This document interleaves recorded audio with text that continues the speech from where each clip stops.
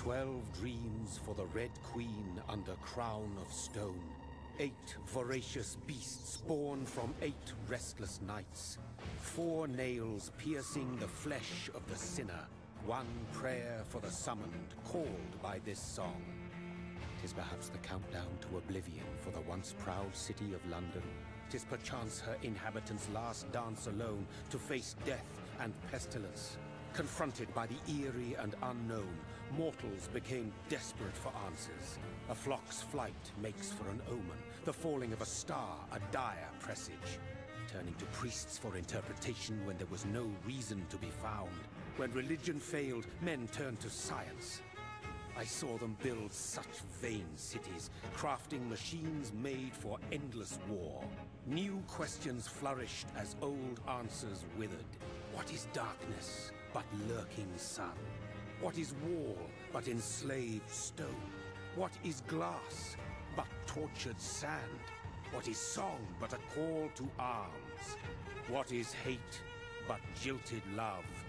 What is life but death pending?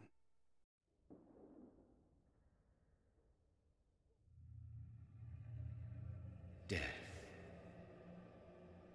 Since the apple was plucked from the sacred tree, mortality was believed to be God's punishment. A righteous snare to keep mankind from ascending to the stars. They were all so wrong. Death is not a wicked thing, nor some holy retribution. A true punishment would be to never know its sweet kiss. Awaken from the harshness and be born once more.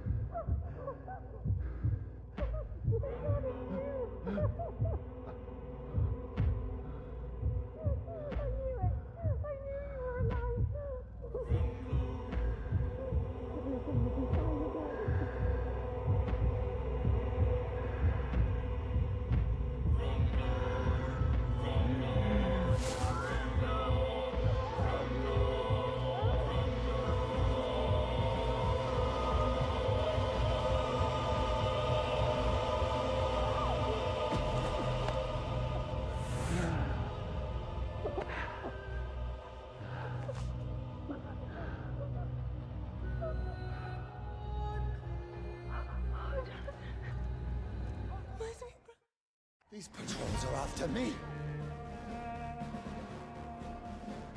Steady, boys!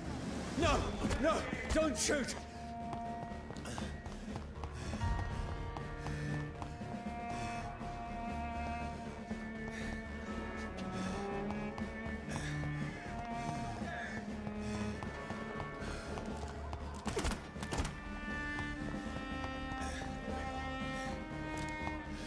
This is a nightmare. I need to get out of here.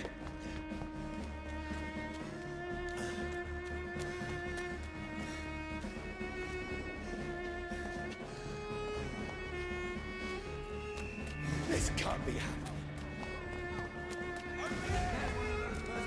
No, please, stop! I mean you no harm.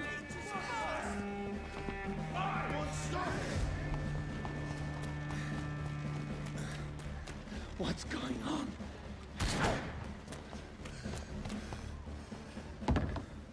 Oh, Mary. What have I done? What's all this about? Has it fled? Shit, where'd it go? Now, I can defend myself. Tricky bastards. Kill that thing! Over there! Who are you? Stay back! Sorry, but you left me no choice.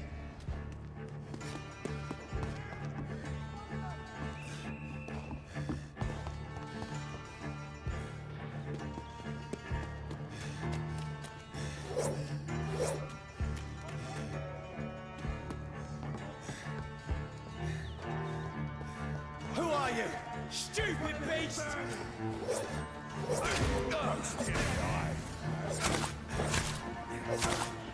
Sorry.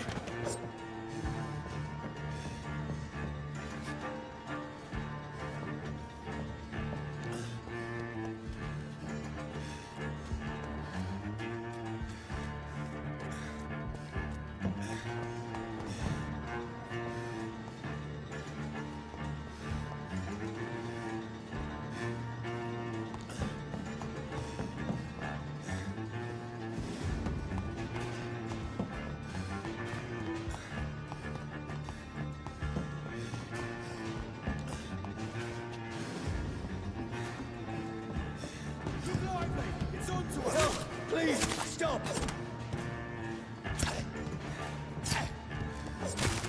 Who are you? He's dead! What do you want?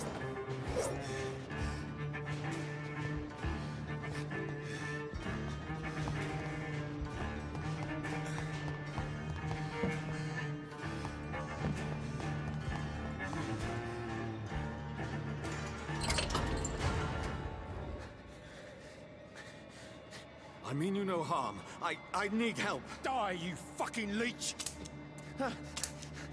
Please, listen to me. I can't make any sense of this. Shut up, beast! Who are you? What is this all about? What in God's I'll do the rest of the job. Just leave me.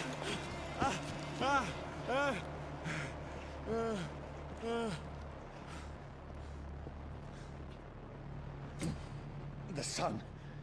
It feels like it's burning me to the bone.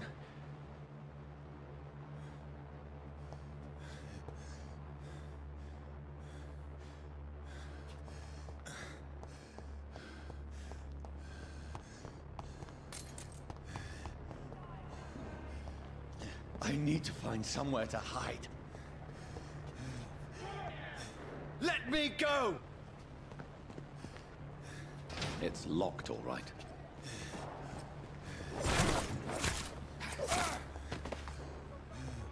I need to find shelter.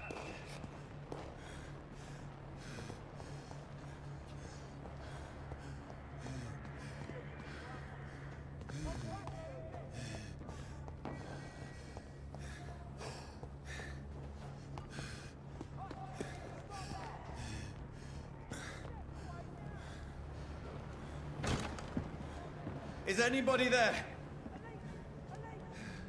What is this place?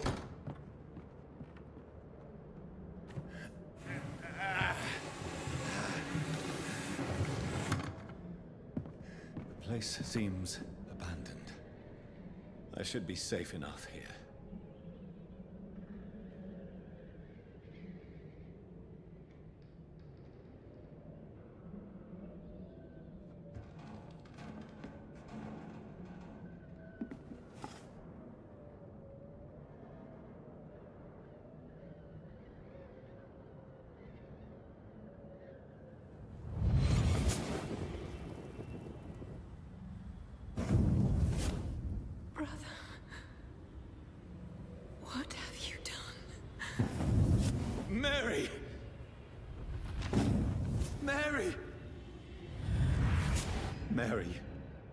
I'm sorry.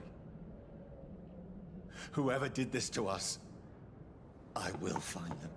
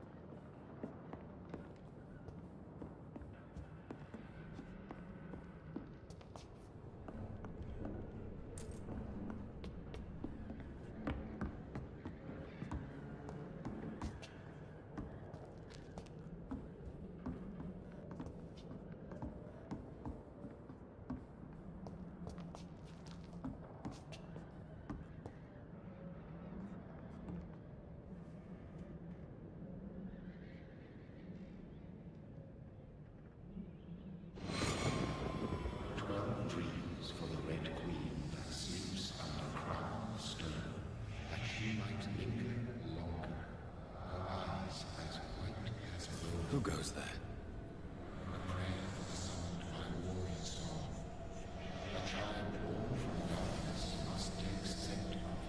Who's there? Are you referring to me?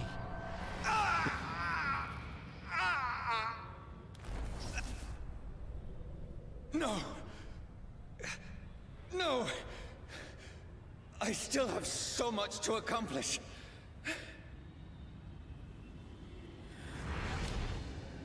I still have so much left that needs doing.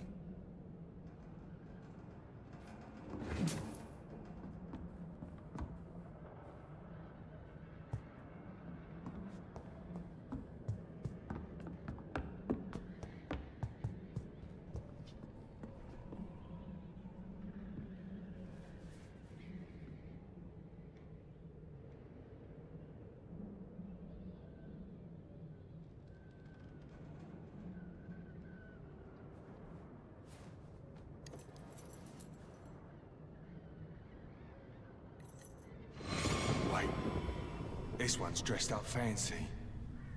Let's run through his pockets. Picking the dead's pockets? Are you serious? I've still a rent to pay. He's got no more responsibilities. What's this? Gold watch. Beautiful it is.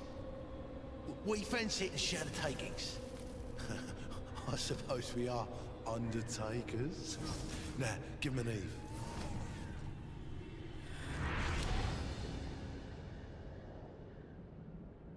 That's impossible.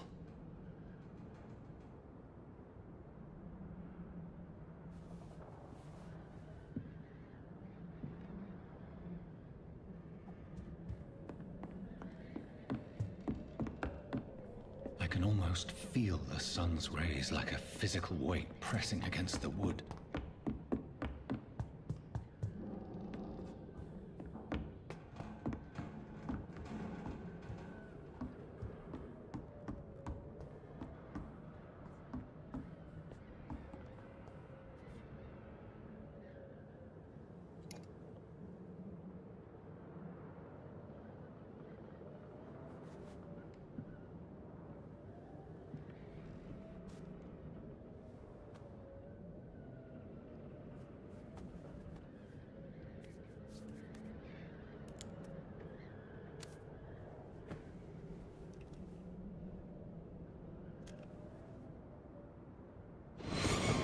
Johnny, this one's lost.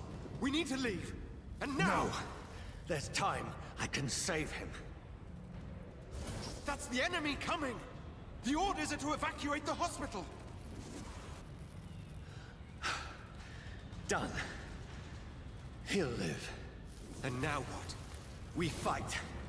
Killing is a hell of a lot easier than healing.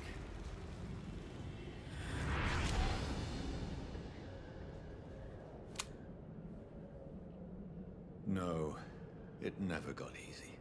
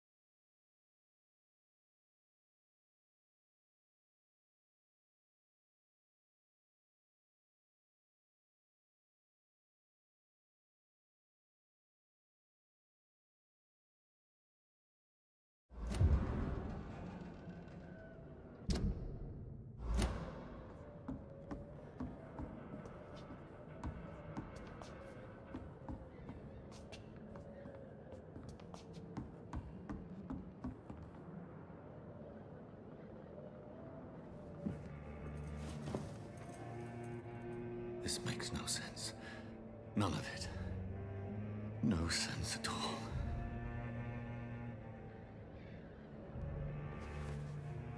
It's a nightmare. That's it.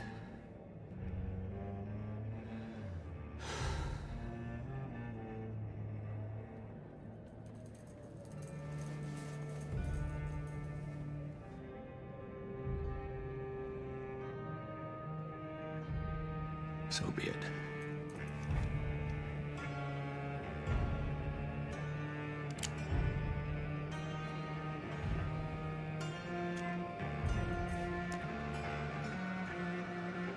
Rational thinking only.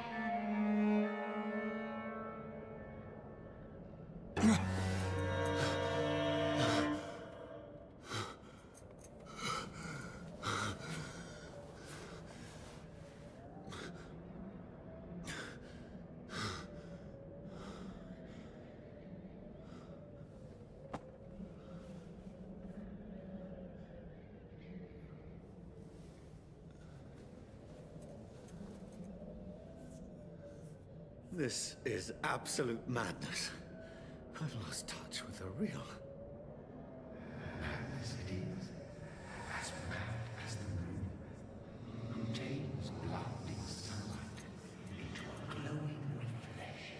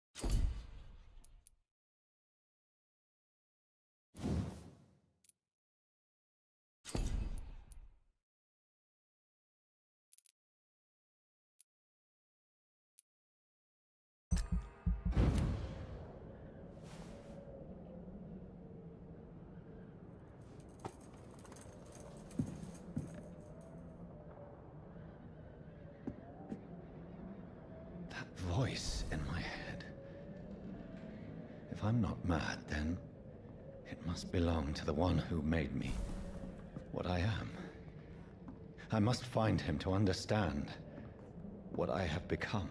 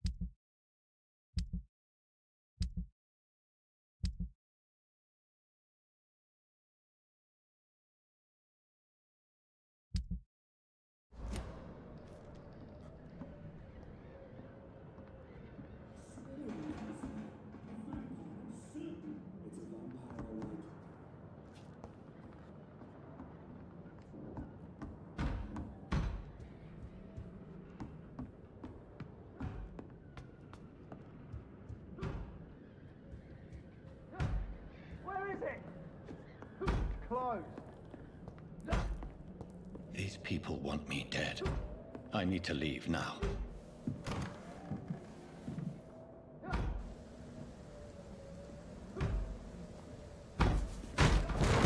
Here's the leech. Here!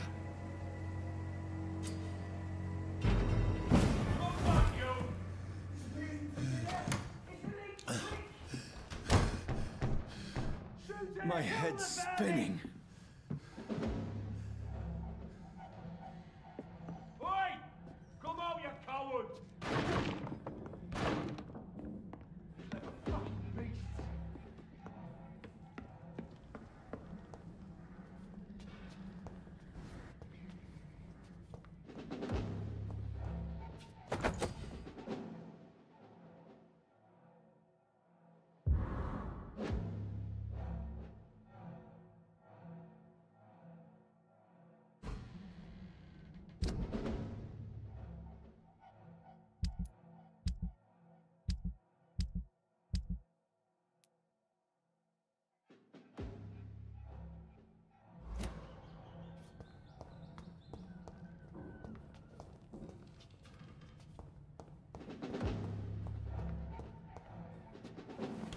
I'm still in Southwark. I must reach the West End. Go back home.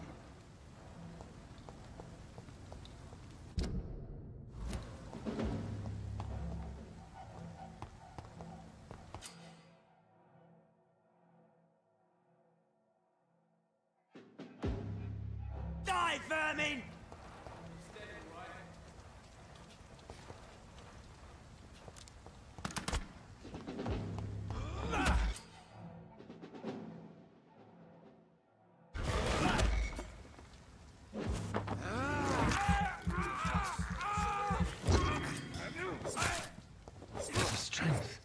A strength I never knew I had. He's dead, all right.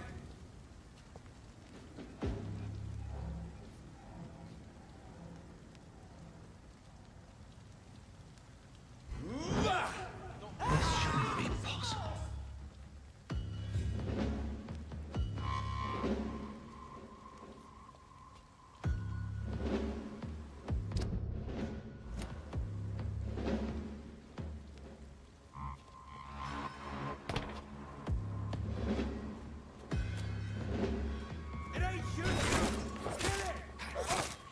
Every sinew, every fiber of my being is afire.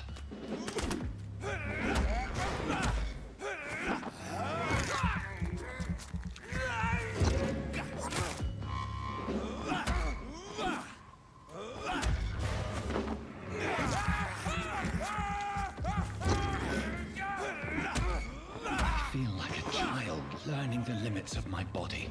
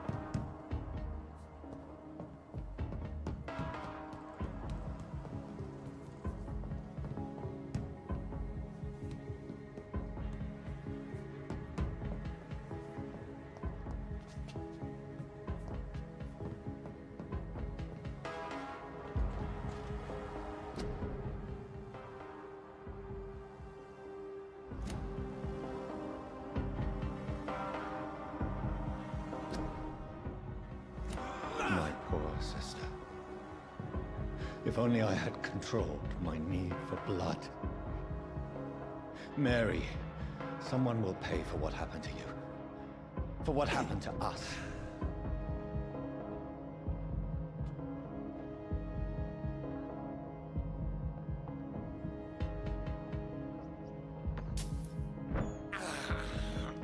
I have this thirst for blood.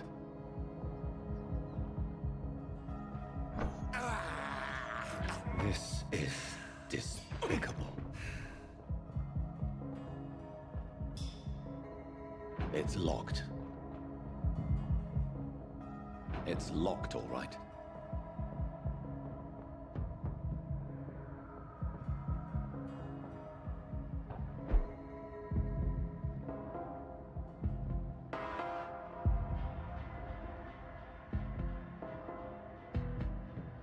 The dizziness from the jump.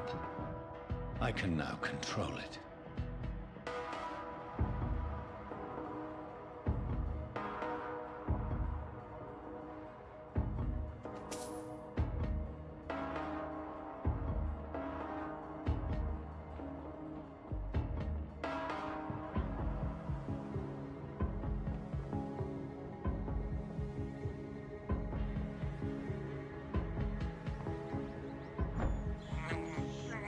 I can't believe I'm doing this.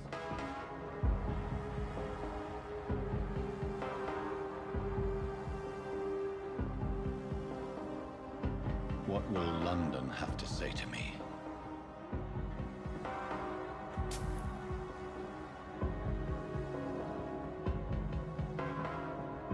I've so many questions unanswered.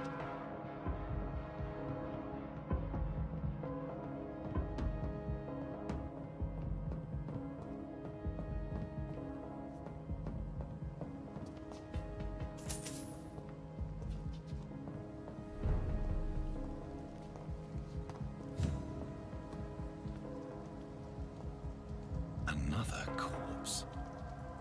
Have the very streets of London become a mausoleum?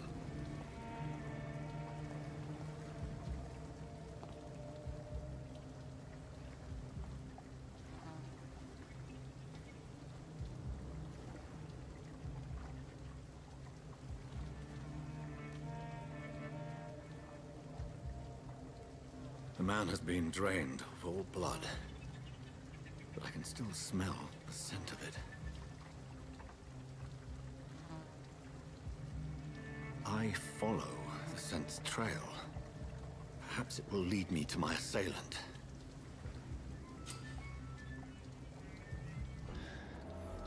Fresh blood. The smell is so strong.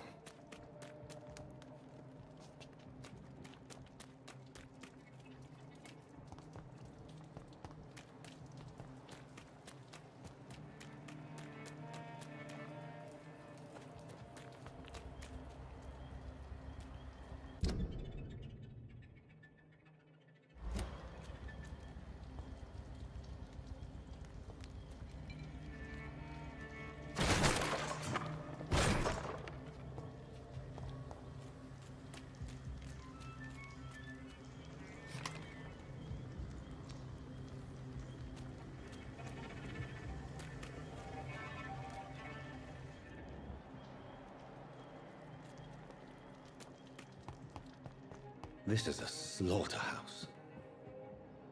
It's locked.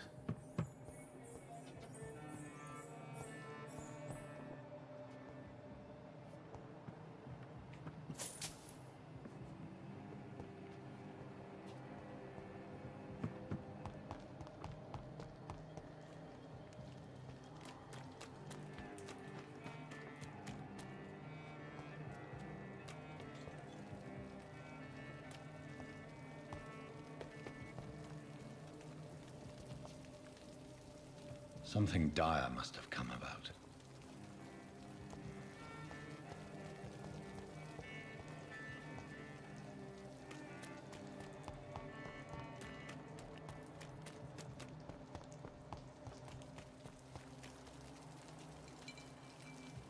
There is no one in sight.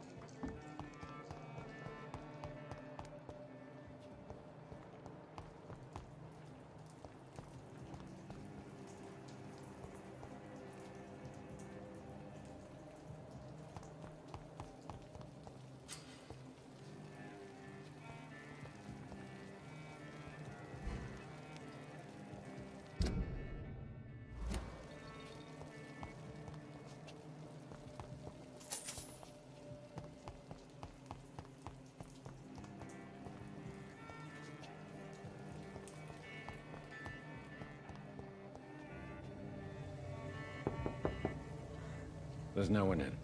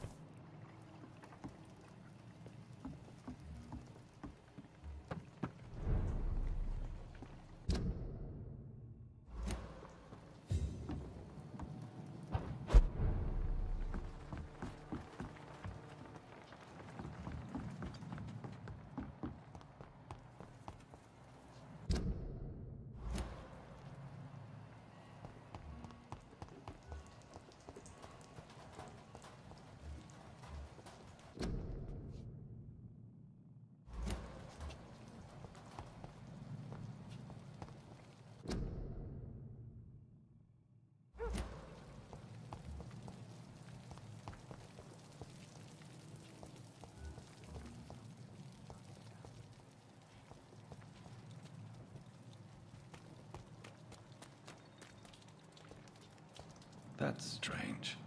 The trail is very erratic, as if the killer was drunk or hesitant.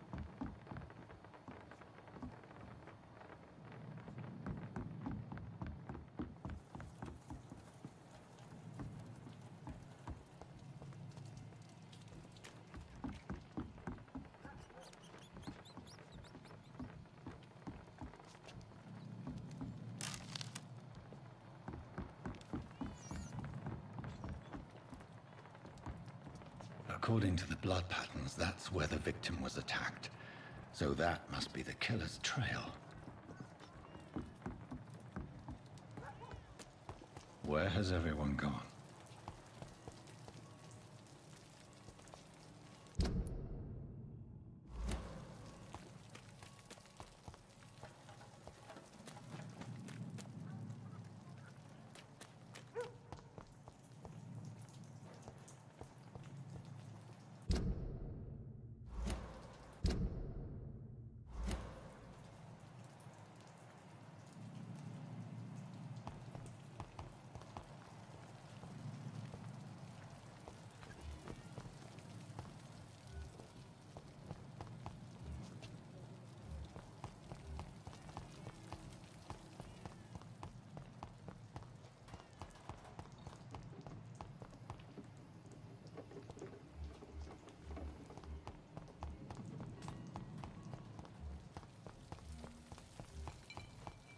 At last, a little life. Welcome, sir, to the turquoise turret. I cannot enter.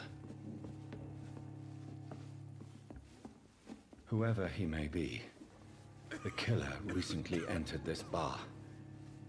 Maybe some of the locals saw him. Hello, sir. Are you all right? Is there any way I can help you? I don't know. Maybe you could just talk to me. Maybe you prefer to speak with Tom, then. He's more agreeable talking to strangers.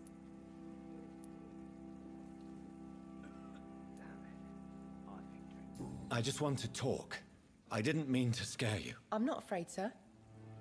It's just I've other customers to take care of. I only see one customer. Oh. Well, yeah, of course. I mean, I best check on them. What is this place? This is Tom's bar, the Turquoise Turtle. I'm the barmaid here, Sabrina, if you want to know.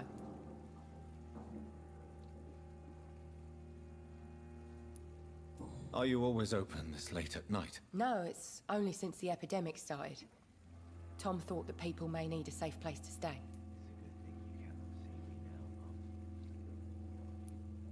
You don't seem to have much business. Where is everybody? Well, most people are sleeping right now. And those that are awake tend to avoid going out. What with the murders and all.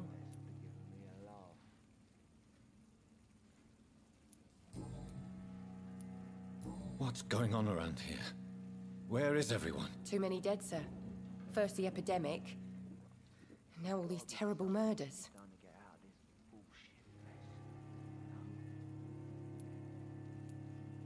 What have you heard about the epidemic? There's a Spanish flu. Yeah. Killed so many last summer. Thought we'd seen the last of it. Dozens dying every week. Are the authorities doing anything? Nothing. There are so many quarantine zones in London now. It's gotten really hard to travel across town. The murders. What can you say about them? Bodies found in the streets every morning. Drained of blood. It's just horrible. Some say the sewer dog is back. The sewer dog? What's that? No one knows. People have always disappeared around these parts. The ancients say it's the sewer dog coming out to feed. But now he's killing in the streets.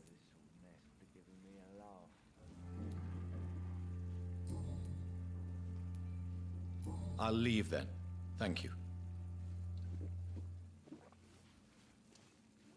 It's a good thing you cannot see me now.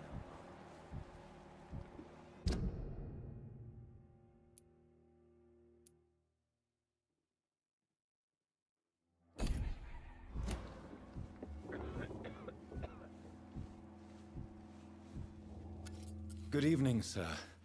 I wondered if I could ask for your help. Wow, you look like you need a drink. Yes. I apologize for my outfit. It's been a long night. Been there, seen that. Don't worry, things can only get worse.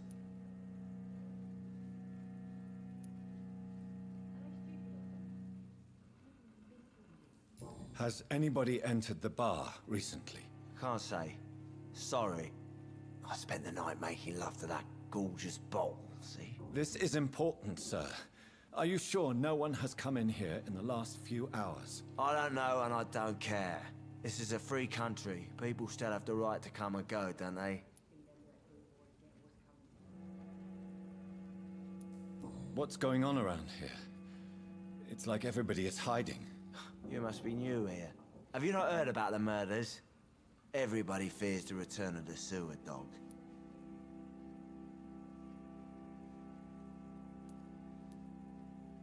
Who is this sewer dog? It's the local bogeyman. Convenient answer for every crime that happened for decades.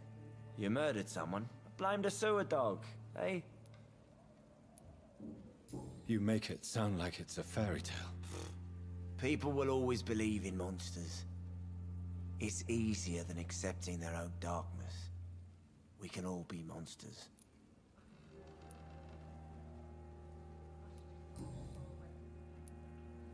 I'll leave you to your bottle then. My God, sir, you look like Jonah's whale just spat you out of hell. Can I get you a drink? No, thank you. I'm not not thirsty. Well, grab a chair and get some rest. This is going to be another long night. Wise.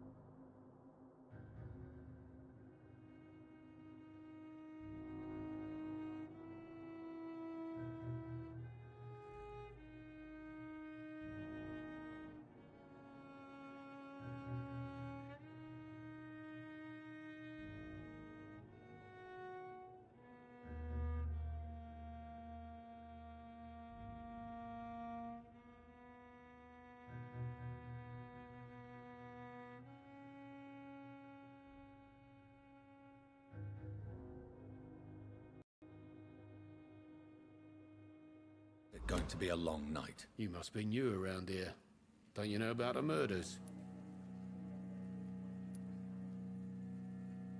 Tell me more about these murders. Every morning for the last few weeks, bodies have been found. And those poor sods didn't die of flu. Do the police have any leads on a suspect? Even before the outbreak, coppers never came round here. We're on our own. People die in these parts all the time, and no one cares.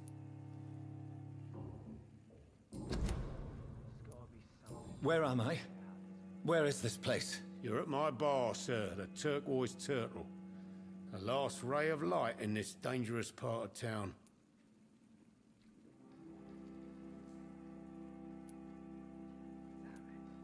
So you're open all night? Yep. Figured people might need a place to rest in these dark times. Aren't you scared? Scared of what? All the bad shit happens out on the foggy streets.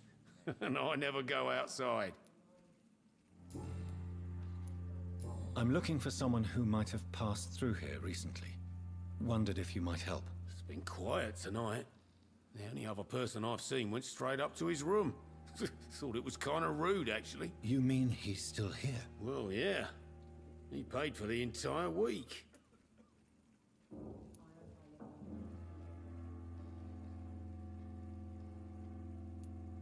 Who is this man? What does he look like? Well, like a gentleman, I guess. Well-dressed, quite polite. A professor or something fancy like that. Always writing, reading notes. How long has he been here? He rented the room a few days ago and didn't say when he'd leave. I need to meet this man. I have questions. Just climb the stairs and knock on the first door. I heard him open his window, so I guess he's still awake. And, Yes? no funny business. You hear me? This is a respectable establishment.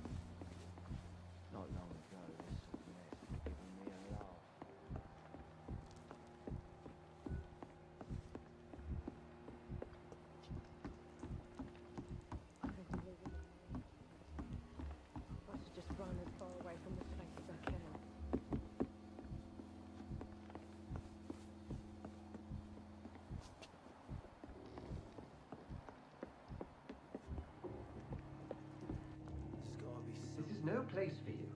Priwen has several patrols roaming the area. They do not pursue me. But they're looking for vampires, and they're most efficient. They'll not relent until the killer has been identified.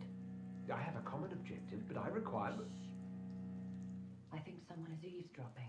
Are you certain? You might as well come in, whoever you are. Slowly, vampire. Who are you? I mean you no harm. Saith the vampire. Present yourself. I need a word. With anyone.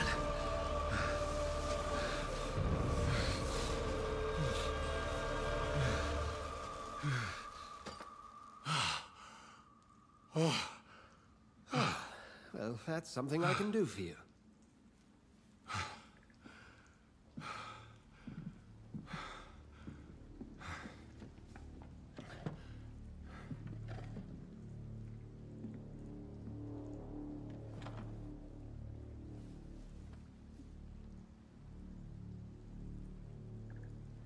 And who might you be?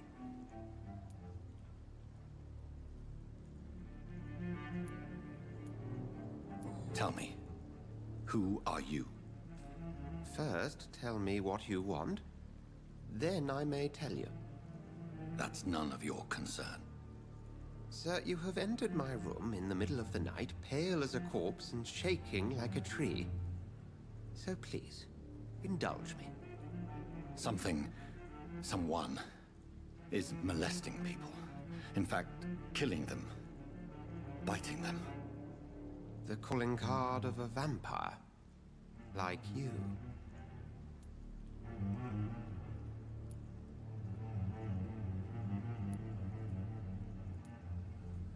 I've been hunted down in the streets and attacked. I'm a victim here too. I believe you. Then if you are not a vampire, who or what are you? Dr. Edgar Swansea of the Brotherhood of St. Paul.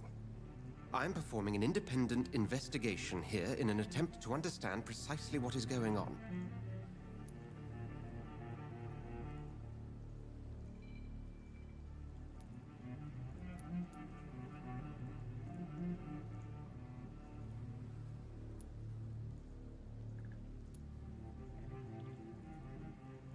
What have you uncovered concerning the murders?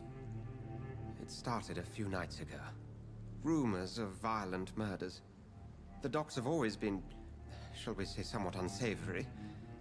But this is different. How different? A vampire is at work here. Famished. Reckless. It must be brought to ground, and quickly.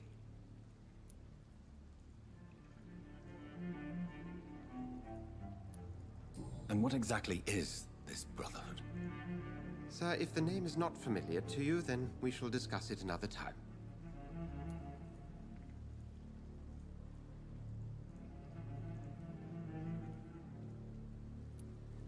I heard another voice, that of a woman. Who were you talking to? Ridiculous. I've no idea what you're talking about. Something tells me not to trust you. Then the feeling is mutual.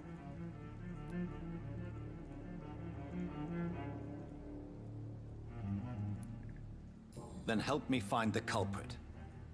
I may. If you'll first tell me why you opened this door. I followed a trail.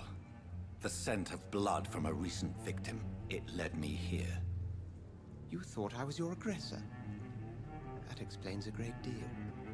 We're both chasing the same shadow.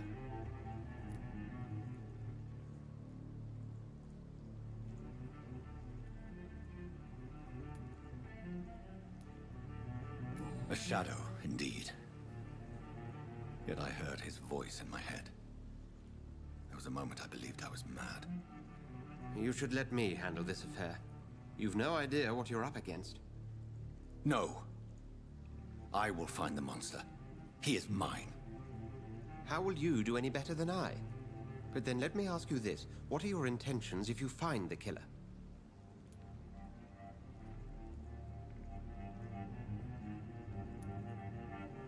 I will at last have the answers to my questions. Then I can only wish you good hunting. And pray we shall meet again.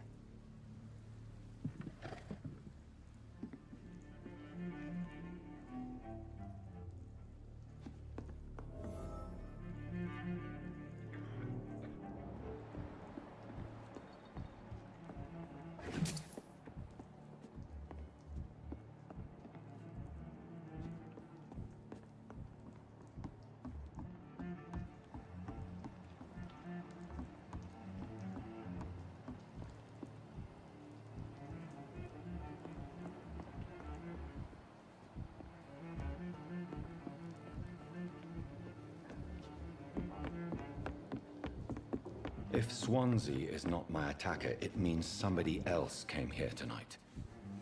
Someone must know something. Evening, sir. Can I help you? I have a few questions for you. Well, if you must.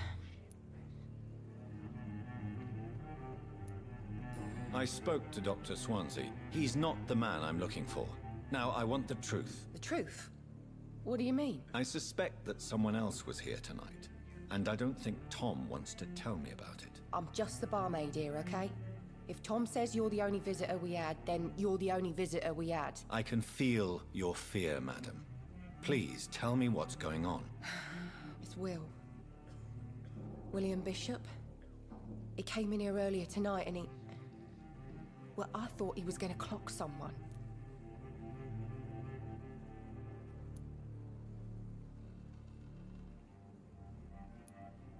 Why are you so afraid? I mean, his skin. His hands. I scrubbed every glass and every chair that he touched. God, I hope it's not contagious.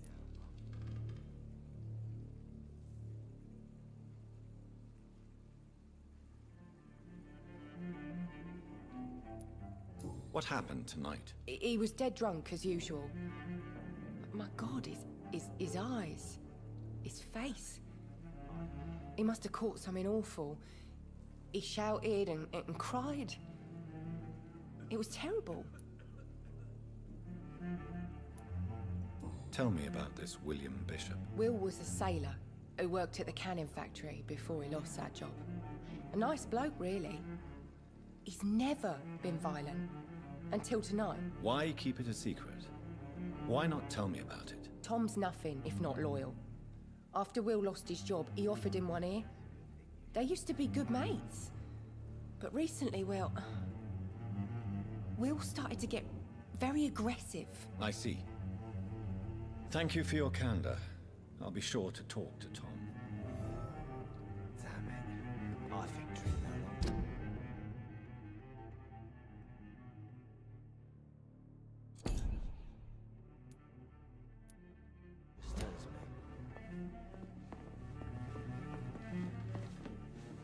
Welcome back. Did you find what you were after? I can't say I have. Are you sure no one else came into your bar before I arrived? Hey, I told you, you were the only other stranger I've had.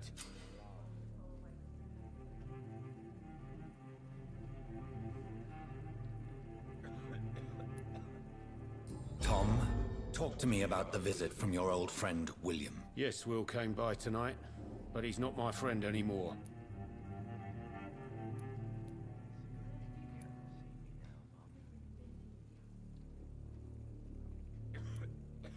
Why lie to me if he is not your friend? I didn't lie. I said you were my only unannounced customer, and that's the truth. Who is he? William. Just an old sailor who loves his gin too much. He worked for years at the cannon factory before it closed.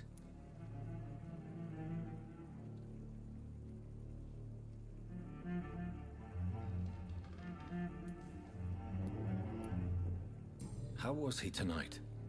Was he different? Sicker than usual, perhaps.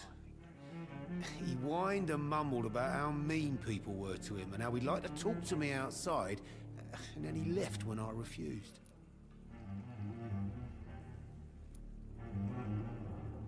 Is he dangerous? Yeah. Like many drunks, he's all bark and no bite. He can barely stand up most of the time.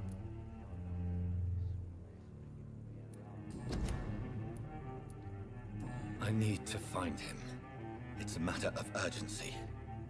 Do you know where he is? You could try his boat. It's up by the North Pier. He sleeps there when he's too drunk to get home. Please describe him to me. What do you expect? He's a tall, sick bastard with a bad rash and torn old clothes. William used to be strong. Now he's a mess. Thank you, Tom. If you see him, tell him I don't want him back here unless he cleans up his act, okay? Are they stupid or something? I've never even been to India. It's a good thing you cannot see me now, Mum. Hello, sir. May I disturb you again? And you're still ugly as sin.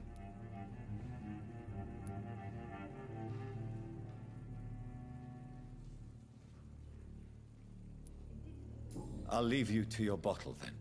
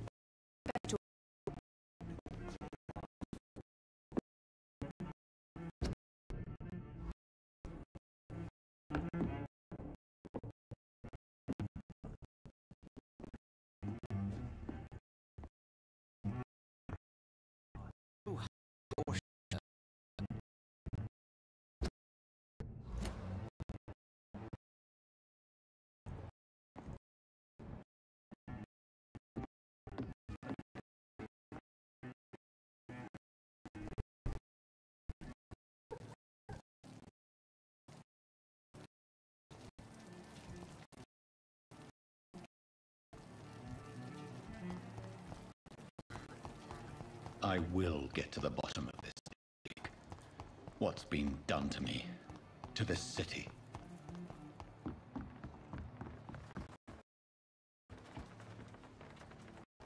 Body is... This man has just been drained of blood.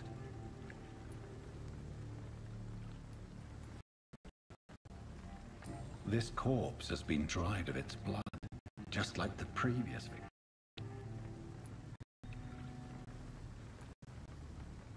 This man was armed. He tried to defend himself.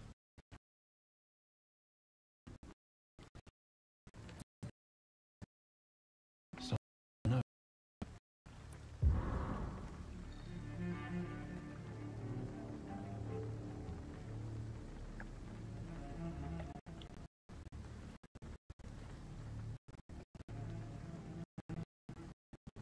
Blood and empty gin bottles.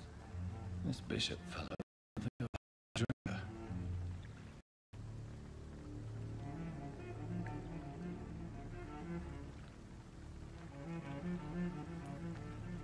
There are blood splats on the other side of the canal. I must reach that barge.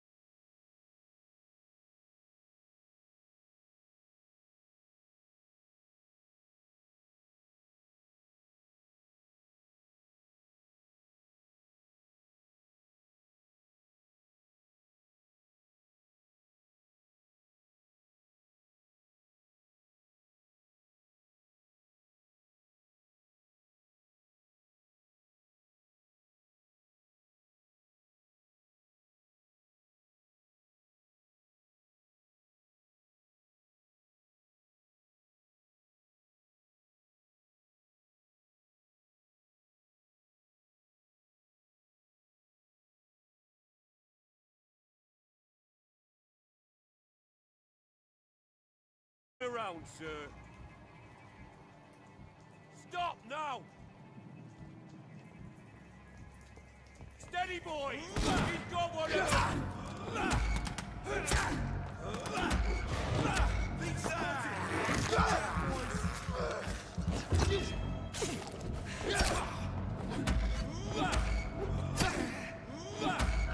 Watch out for them two!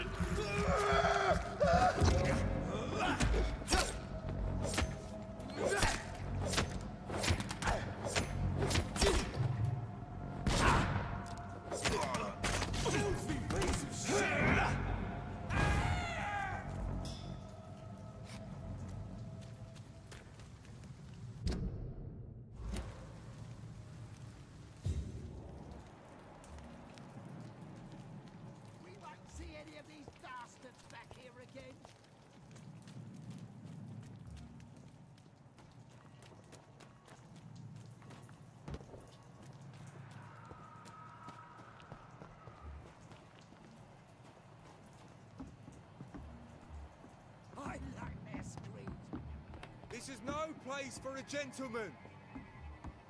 Over there! There's one of them vermin!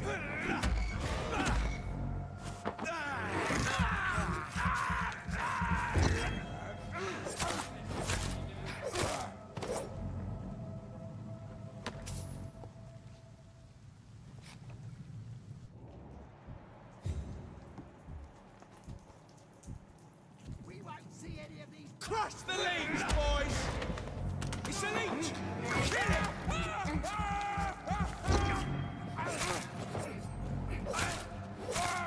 Filthy piece of shit!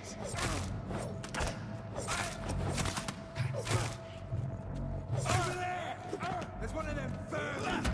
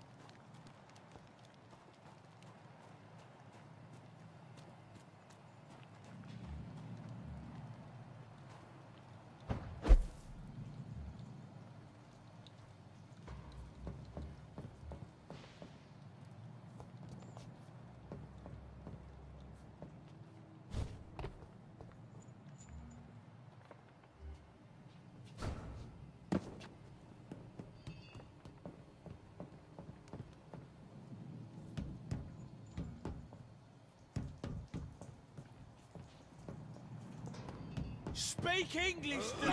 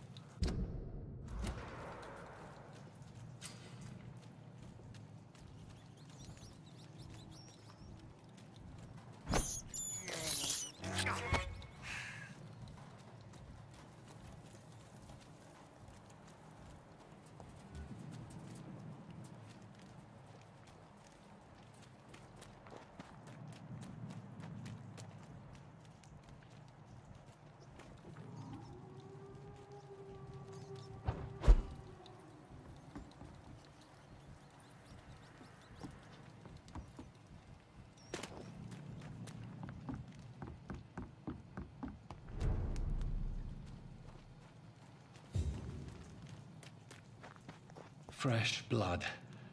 The whole building reeks of it. The scent is so strong it makes me dizzy.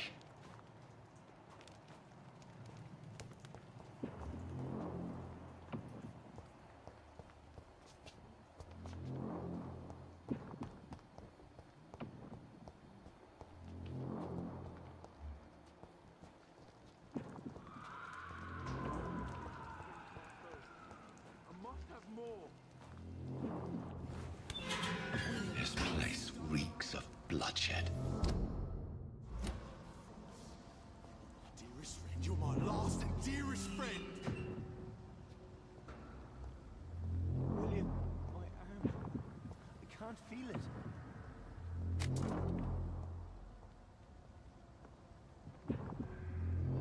Oh, please, let go of me. This creature is bedeviled. I must put it down.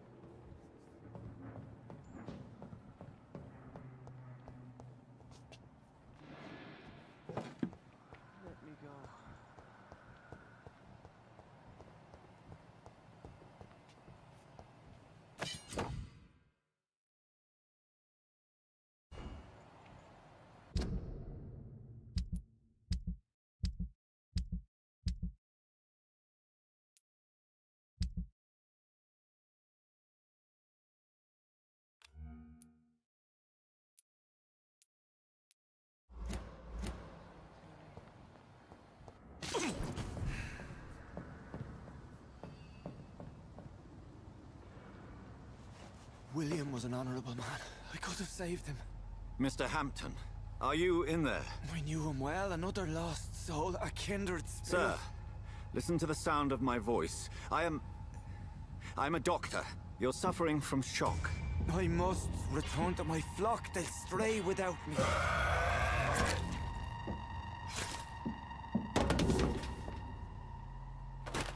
Remember, certain skulls are every bit as resistant as we are. Who are you? What do you mean by skull? You truly are a newborn. I should have realized. Wait. You are the woman from the bar. Are you... like me? Can you help me? I believe, sir, I already have.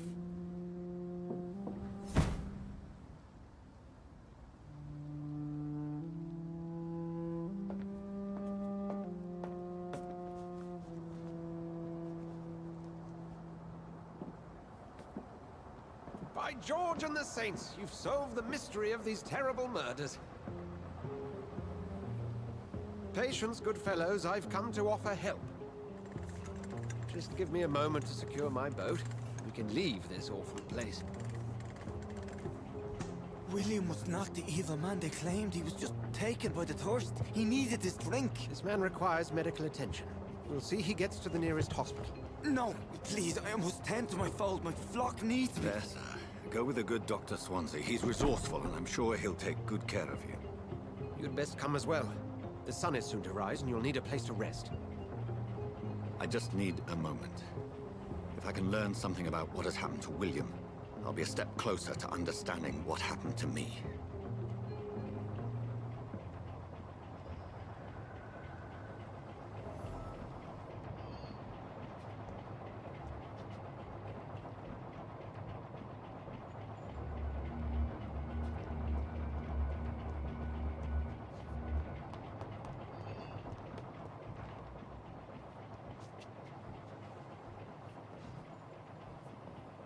This poor creature can't be my maker. Could it be some subspecies of vampire? I must find a place to analyze the blood.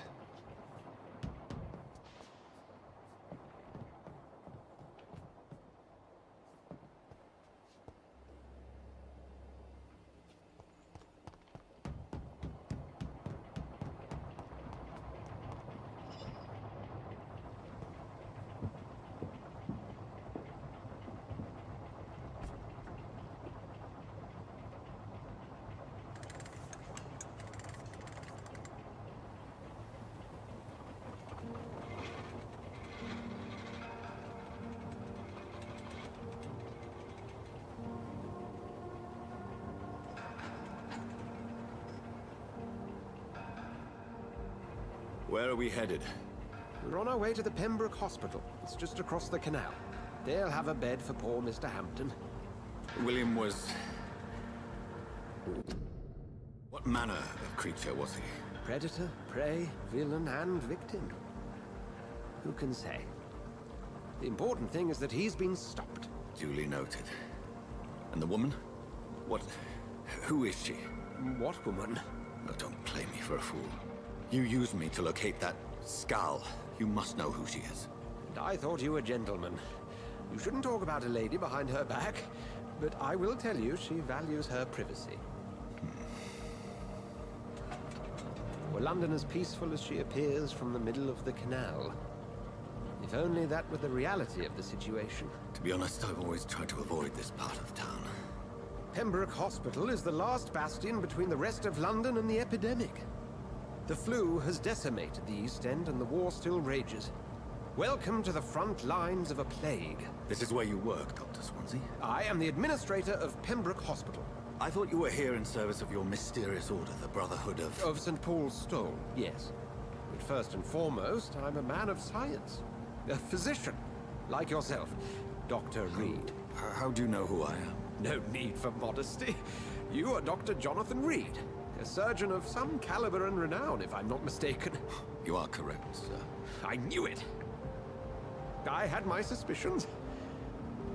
But when you took the blood sample from the corpse of poor William, I was certain. Dr. Reed. Marvelous.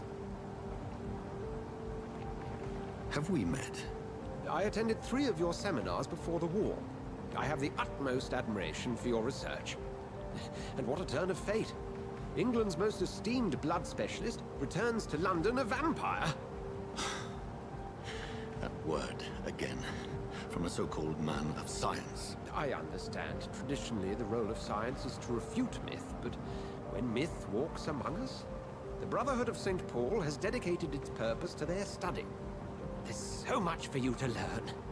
Of that, you are right. Well, then let me be blunt. Join my staff at Pembroke Hospital. As a physician. I suspect you'll not find a better post of employment to contemplate your predicament. This is sudden. I was returning home to see my sickly mother. But alas, that was before contracting this... affliction.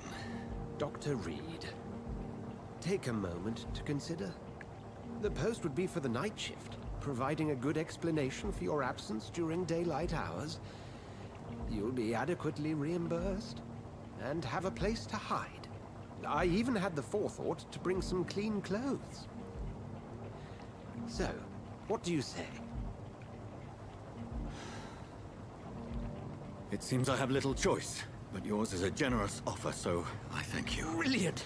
Oh, Jonathan, this is one for the book, and the beginning of a beautiful friendship.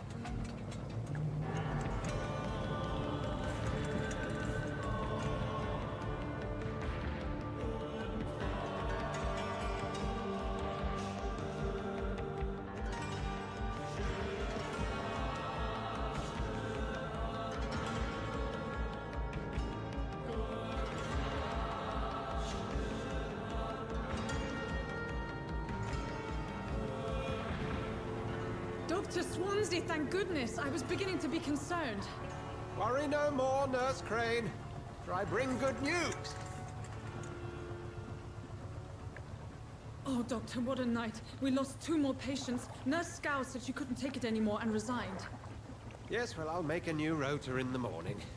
In the meantime, find a good bed for Mr. Hampton. Be sure to pay attention to his needs. Of course, Doctor. Oh, and Dorothy? Yes, Doctor? Dr. Reed here has just returned from the front. He served King and Country and will be joining us here at Pembroke.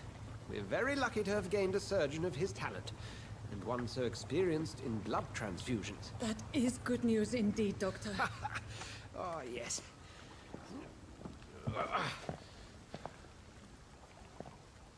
Here at Pembroke, it's not what we have, but what we haven't. It's only thanks to Nurse Crane and the staff that our ship doesn't sink. If you have any questions, just ask her. Duly noted. Thank you. Your assistance is required, Dr. Swansea, immediately. Welcome aboard, Jonathan. We'll catch up after my rounds. I'm coming, Nurse Crane. I'm coming.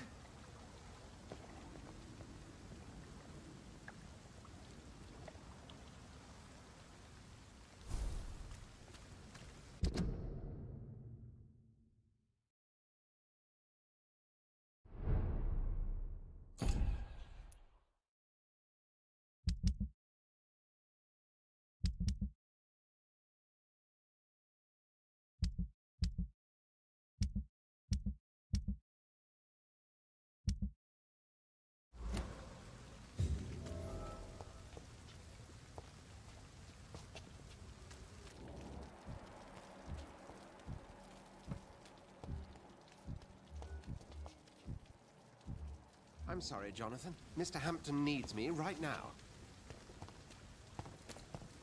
Come on, you bastard! You can do better than that! Nah! It's my turn!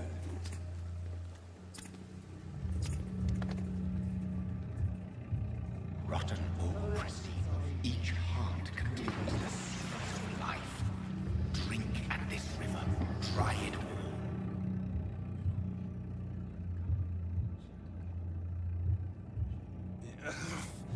Oh, come on, you bastard! I won't bite. Sir, please. You've lost too much blood. Calm yourself. You think I didn't notice? Stop your staring and get me to an hospital, you arse!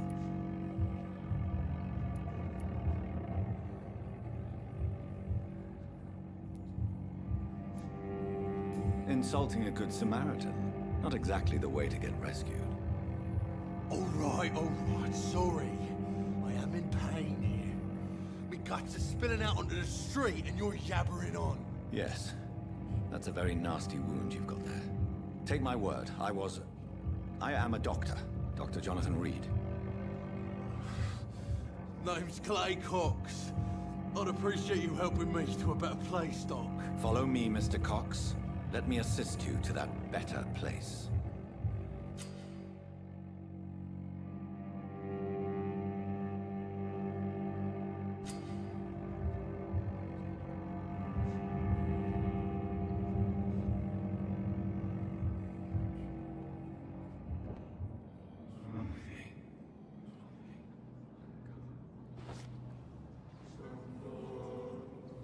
Bring this fading light into the shadows.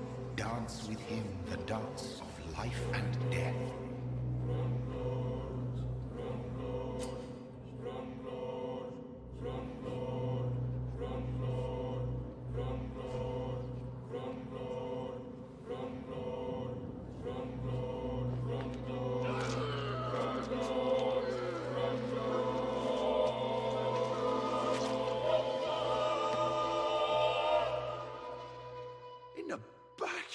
bastard! Didn't have the guts to fight me. Fuck you. I'll kill you. I'll kill you.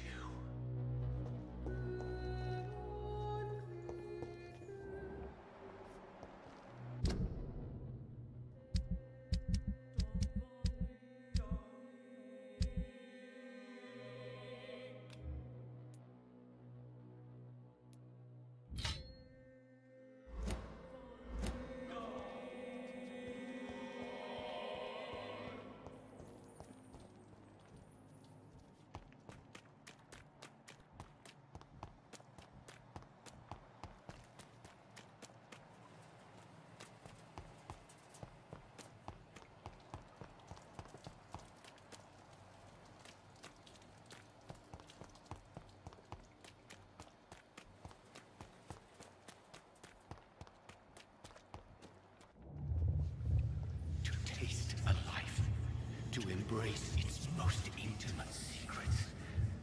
Such a burden, such a divine sin.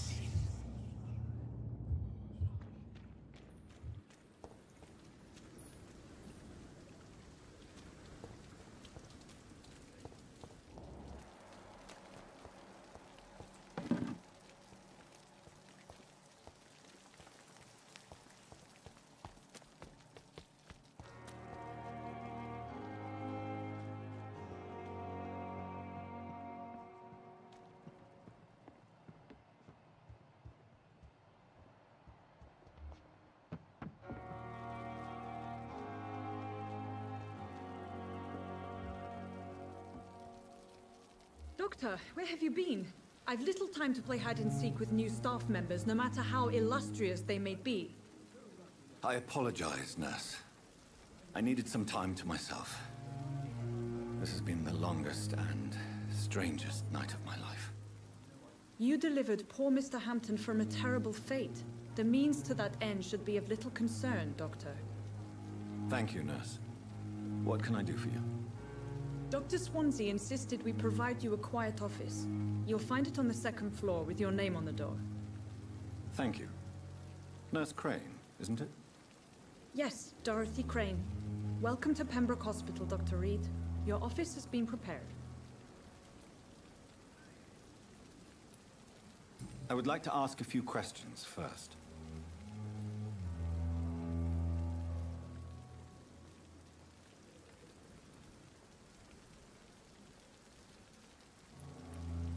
And Mr. Hampton, the patient we brought in, how does he fare? I gave him a sedative to help him sleep. Poor thing was in quite a state of shock. What kind of man is Dr. Swansea? Well, you accepted the job from him. I thought you would have known about your employer.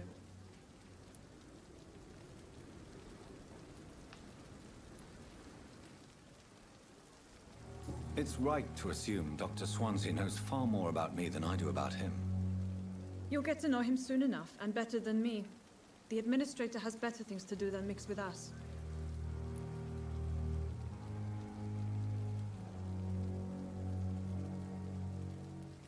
Apologies, I've only just met him the once. This is sudden. I've only just returned to England. Dr. Swansea is a brilliant surgeon and the most compassionate physician.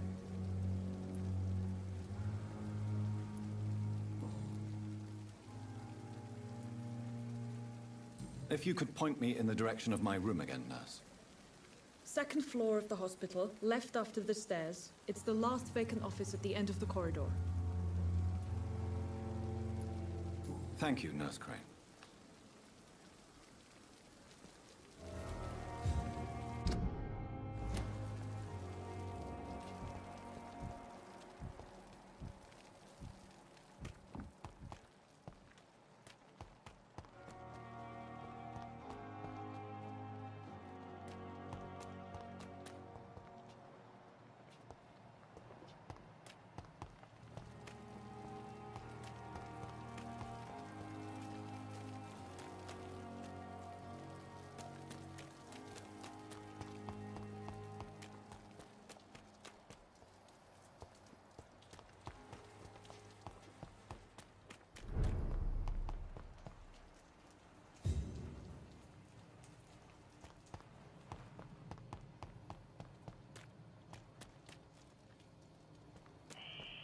Scowl voices in the garden. I should investigate. If they were to find somebody.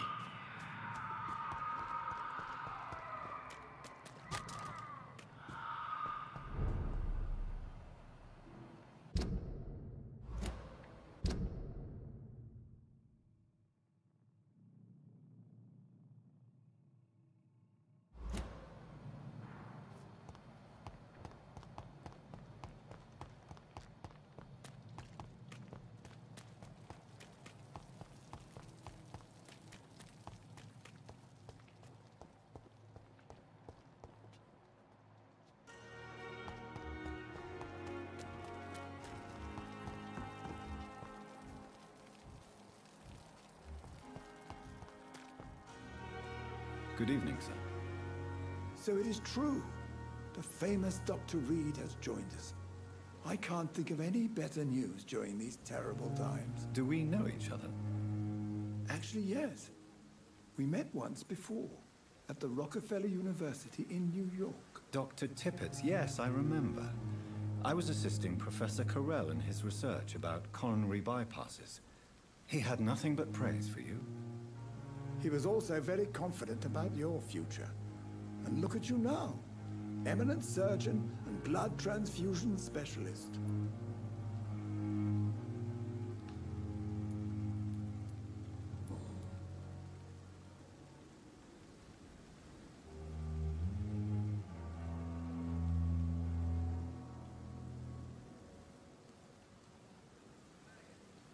What is the Pembroke Hospital situation? And please, speak freely. This hospital is not exactly the best of London. I'm sure you are used to working in a better environment.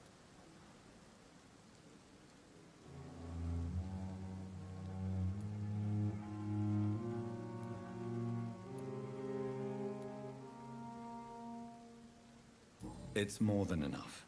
In any case, the personnel of a hospital are much more important to me than the building. Don't be misled by appearances, Dr. Reed. This hospital does not lack talented people. It just lacks hope.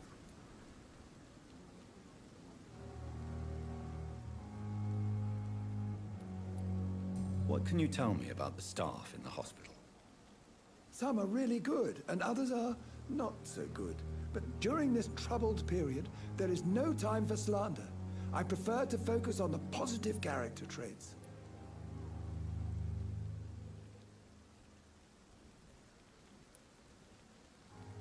Tell me more about cherished people, then.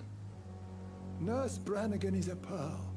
She is the most helpful and dedicated nurse I've ever worked with. A clever and cheerful woman. You really seem to admire her skills. I'll go even further. If she was a man, she would be a damn fine practitioner.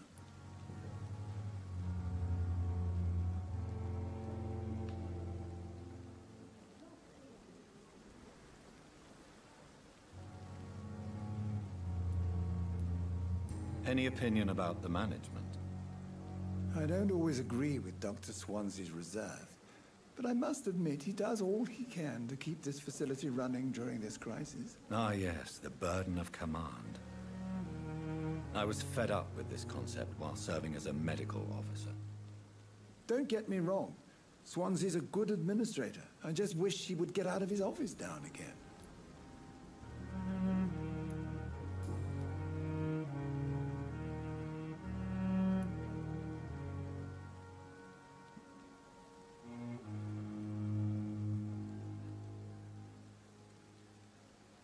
Do you need any medical assistance yourself, Doctor?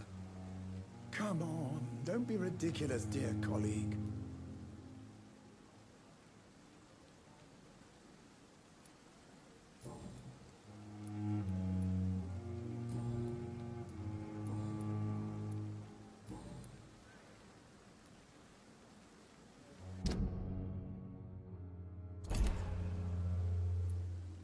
Goodbye, Dr. Tippett.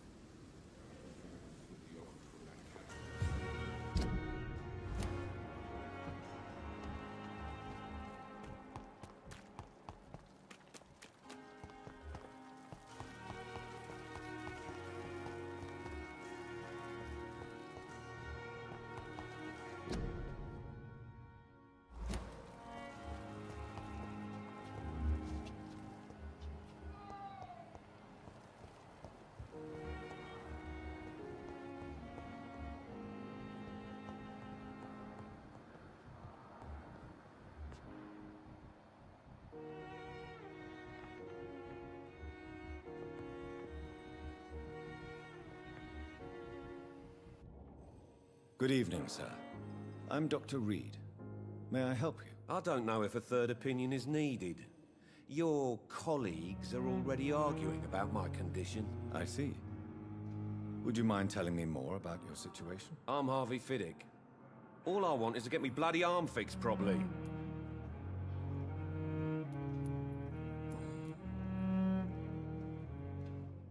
Tell me about yourself, Mr. Fiddick. I'm just a regular guy waiting to get his arm fixed, so I can return to work and to my family. I was more curious about what you were doing before being hospitalized. I'm a carpenter, and a good one too. But that means I need both arms to feed my family, Dr. Reed.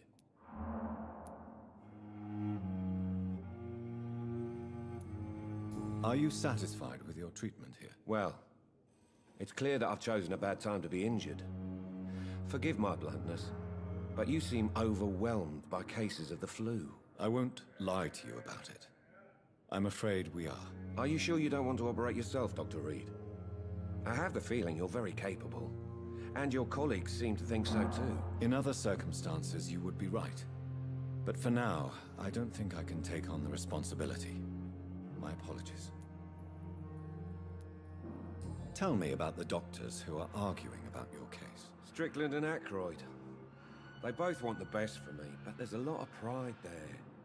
Doctors are no different from carpenters, it seems. What do you mean? I often had professional arguments with rivals on a building site. Difference is, I disagreed about wooden nails, not flesh and bones.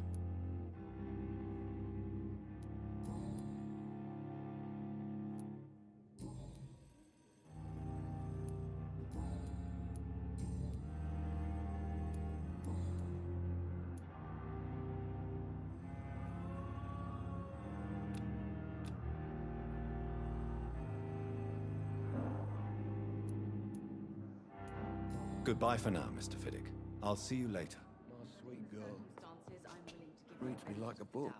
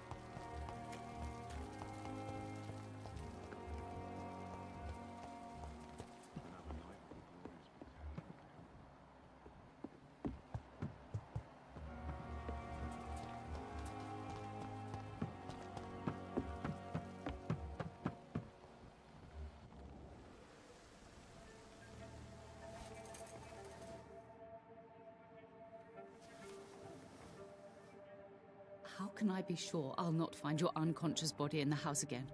I promise you, you'll not find my unconscious body. For God's sake, how can you say such a thing? How can you refuse to listen?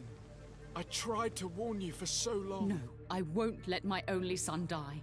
You promised me you'll stay alive.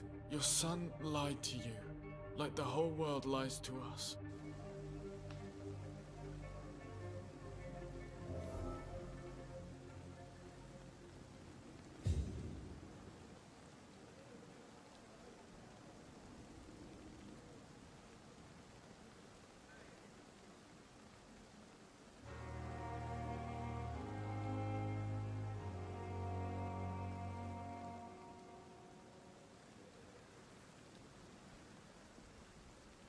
Another night with the glorious battalion of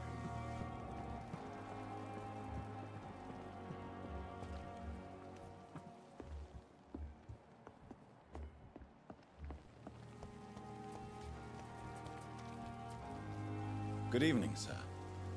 I'm Dr. Jonathan Reed. I'm new here. I've already heard about you, Dr. Reed. I'm Milton Hooks. The ambulance driver for this shithole of a hospital. That's quite a blunt introduction, Mr. Hooks. You can call me Milton. I like to speak my mind, Dr. Reed. Perk of the job. Don't judge me, and I won't judge you. I'm not sure I understand what you're talking about. Well, I'm no doctor, but I'm pretty sure a gun can't be used as a surgical instrument. You have a keen eye. I learned to shoot during the war, and have carried one ever since. Old habits die hard. No need to explain, Dr. Reed.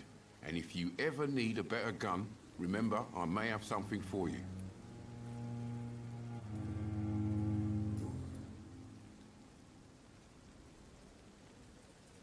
How is the situation around here? You want to hear the situation is all right? It's fucking awful. We lack everything, and it's getting worse every day. So what do you do exactly in this hospital? Apart from smuggling guns, I mean. I've been an ambulance driver since... too long, I guess. I bring sick people here night and day. It's a dirty job, but I get it done. Most of the time. Since you're on the front line, how is the sanitary situation in this vicinity? It's a complete disaster. It's even getting dangerous to enter some streets or buildings. Even the locals attack you.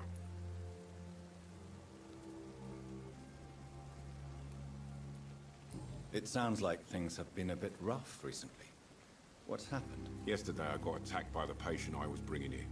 I escaped through the hospital's garden, but I lost my wallet when I was running. You left an infected patient outside the hospital? That's incredibly dangerous. Go there yourself if you want, but be careful, Doctor. I'd rather not bring your dead body back.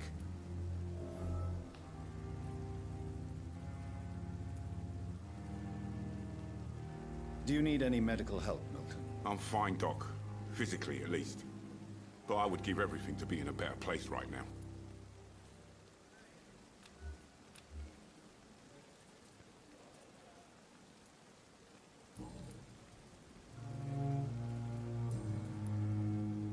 I'd like to see your goods. Wise choice, Dr. Reed. A reliable gun is what everybody needs these days.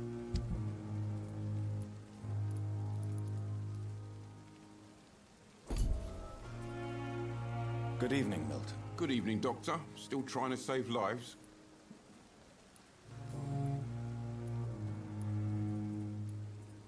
So what do you do exactly in this hospital? Apart from smuggling guns, I mean. I've been an ambulance driver since... too long, I guess. I bring sick people here night and day. It's a dirty job, but I get it done. Most of the time. Are you really smuggling weapons through the hospital? And why not? I've already been attacked by patients, you know. And by gang members willing to steal my money. But you're not defending yourself. You're selling guns to civilians. You keep people alive your own way, Doctor. I offer them another way to protect their health.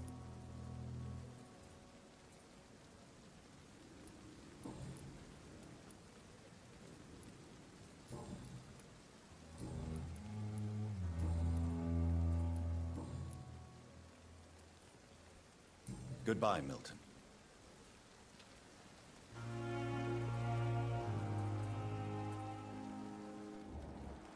Another night with the glorious battalion of Pembroke.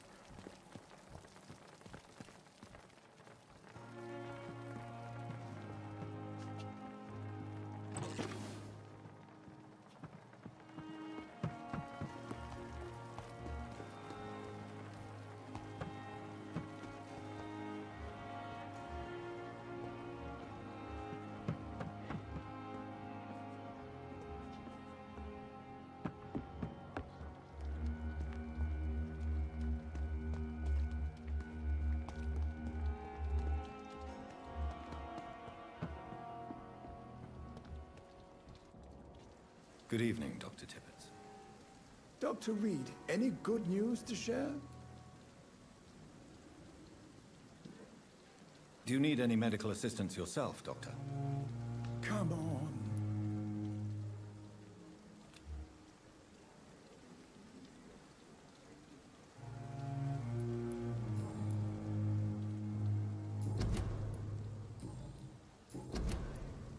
Goodbye, Dr. Tippett.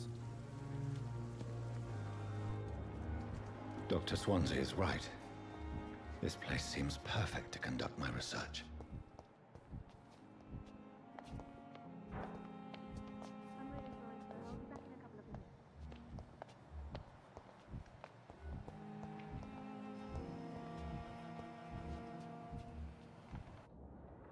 Good evening, sir. Can I help you? Unless you're here to fix my face. No. I don't think you can help me. I'm Dr. Reed. I've recently taken the position of head surgeon here. War injuries, am I right? You guessed right, Doctor. German shell took my pretty little mug right off. But they still call me Thomas Elwood.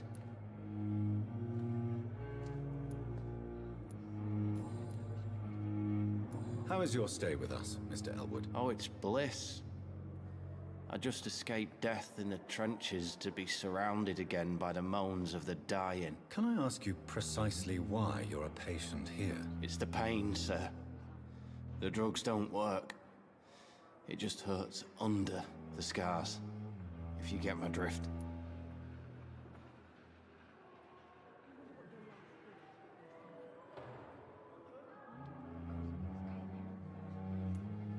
Who is treating you? Is someone in particular looking after your case? Nobody since the old and tired doctor spoke to me. Started to think I was forgotten about. Wouldn't blame you. You don't seem worried by that. My face hurts so much more when I smile or cry. I've learned it's easier not to speak. But be assured I'm smiling inside. Can I do anything for your pain? Nurses gave me a bunch of pills. No effect. Told you. It's like the flames are under my skin, burning away.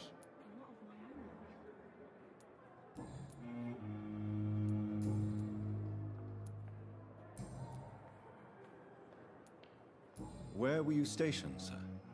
Did you serve for long? I really don't want to talk about all this shit. No offense. I was pushing too much. I served in France myself. I just wanted to know what happened to you. You were an officer, weren't you? Then I doubt we fought the same war, sir. No offense.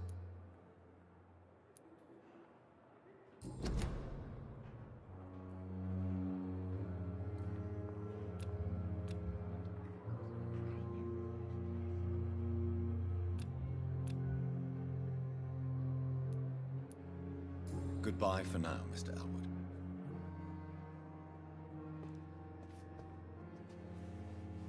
A giant morgue disguised as a high lofted effect on me, but the suffering continues.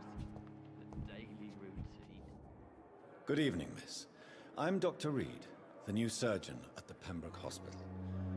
And who are you? Your name has no meaning to me, mortal.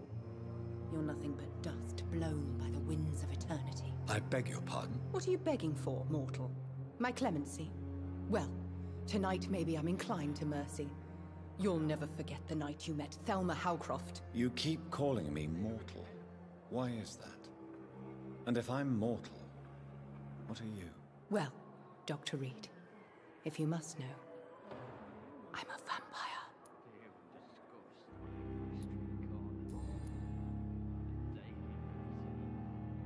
And why do you believe you're a vampire? I don't need to believe anything. It is what I am. It is what I feel within this hollow shell of flesh. Please, describe to me how you feel. What is it like to be a vampire? I can hear my body crumble from the inside as my flesh cracks and fades. I sense the last pulse of postulant blood within my drying veins. I need new blood.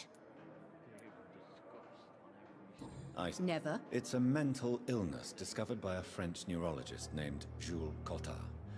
The affected patients are delusional. They believe that they are putrefying, that they are dead, a ghost or a ghoul. Or in your case, a vampire. Delusional, you say? Oh, sad and petty mortal. You can't even begin to understand the concept of immortality.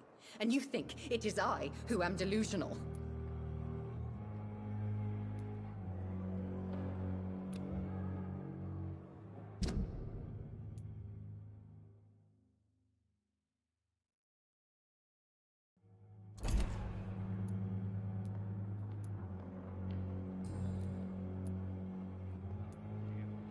I'm assuming you must be a patient here.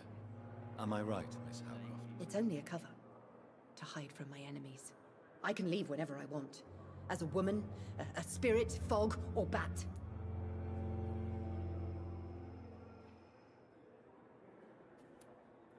Who are these enemies you mentioned? Can you describe them? I cannot say for sure. But I sense their eyes on me from nearby. I feel them watching me every time I visit the garden near the morgue. The staff here are not your enemy. They're here to help you, to care for you. I'm not speaking of the doctors in white. I'm speaking of the men and women who hunt me. For I am a vampire. I see. Don't worry. These people will not find you here. I'll personally make sure they leave you alone. Thank you, mortal. But do not interfere with them, for you are no match for those that hunt me.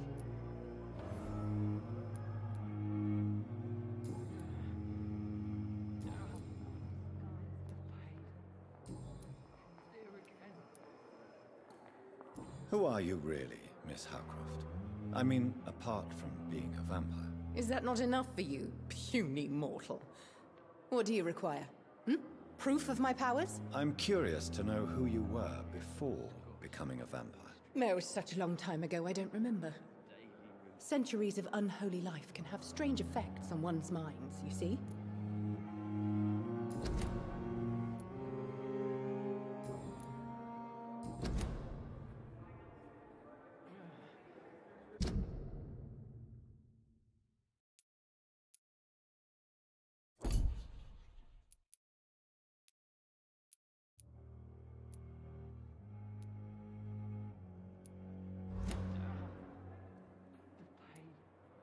I'll leave you, Mistress of the Dark, to your nocturnal activities. Time has lost its effect on me, but the suffering continues.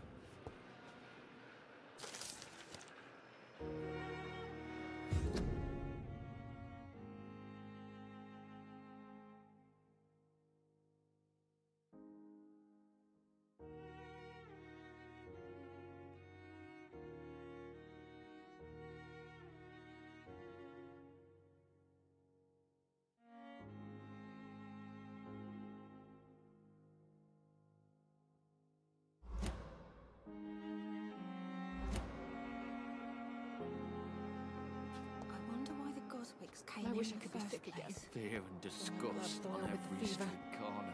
The daily routine. Don't worry, sir. Good evening, nurse. Good evening, Doctor. I don't think we've been introduced yet. My name is Pippa Hawkins. And I'm Dr. Jonathan Reed.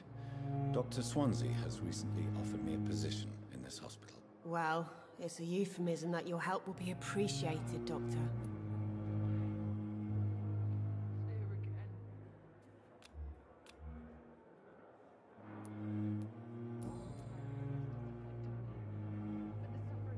How would you describe the situation at the Pembroke Hospital? It's serious. The flu is wreaking havoc amongst the staff and patients. We are running out of everything. Nurse Hawkins, the Spanish flu won't last forever. Even the Black Plague didn't kill everyone. I wish I could believe you. But what if this epidemic was worse? What if in the end, nobody was spared?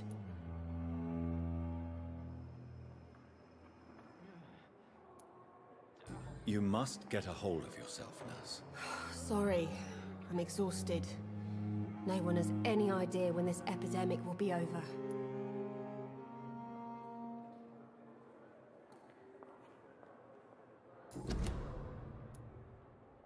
How long have you been a nurse? Well, long enough to see that the epidemic is winning. And no matter how qualified you are, don't tell me you'll change that.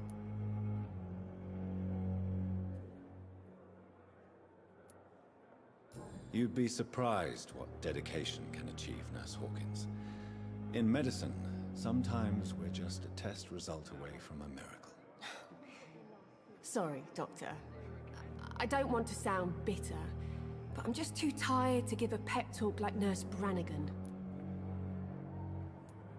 How is the Pembroke staff coping with the epidemic? Well, not well. Milton, the ambulance driver, is even more grumpy than usual, especially concerning doctors.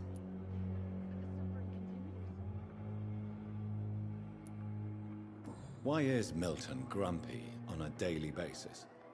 Is it just an act? Milton's not the kind of man who's bothered about a bad reputation, whether he deserved it or not.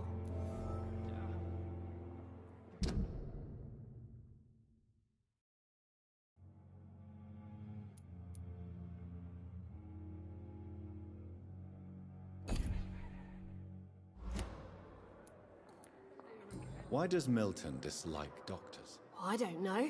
Just ask him. But be warned, Milton is not the chatty type.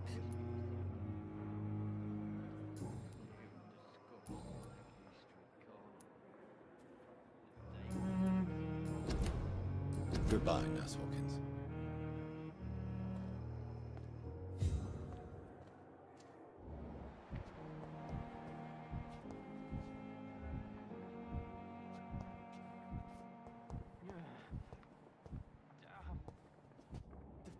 Good evening, Mr. Hampton.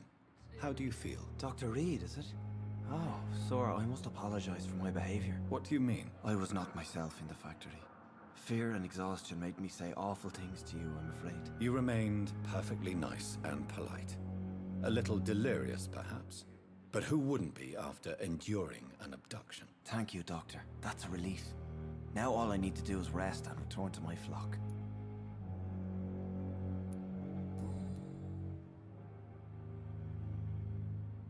How did you end up in William Bishop's den? I had received alarming news about his recent behavior. I went to his place and he refused to let me go.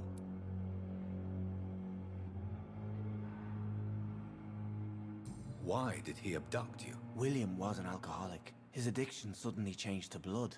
I don't know why. Just like a patient I met here.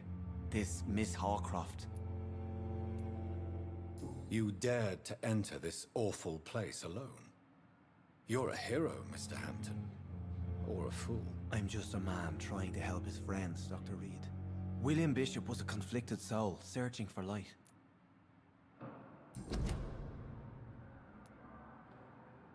What is the general situation in the East End docks? The situation has always been tough, with a lot of tensions between the gangs and the dockers' trade union.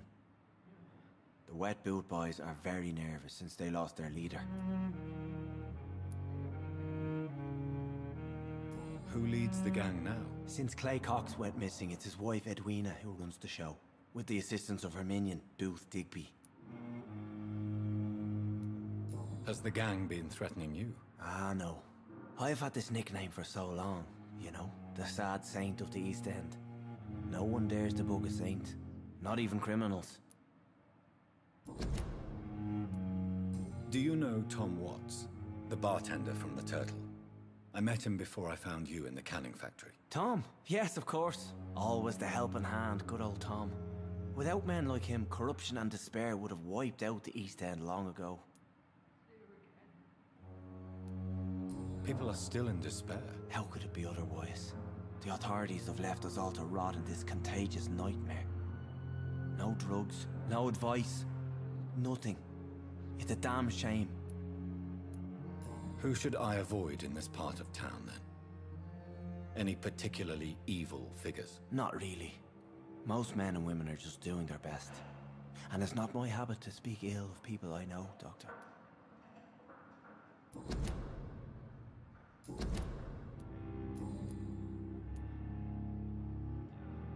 What do you do for a living, Mr. Hampton?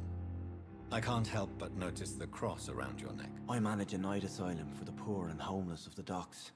And I try to guide the lost and hesitant on the right path to our Lord. Are you a priest, Mr. Hampton?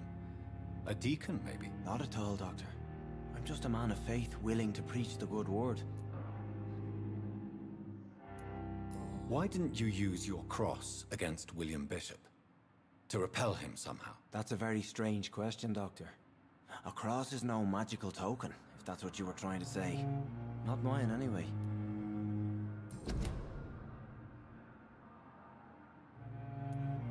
How do you feel, Mr. Hampton? Medically speaking, I mean. I feel exhausted. Beyond exhaustion, actually. William drank so much of my blood in his madness. I feel empty. You're in good hands here. Dr. Swansea is well versed in blood transfusion, and I'm sure he'll take the best care of you. Thank you, sir.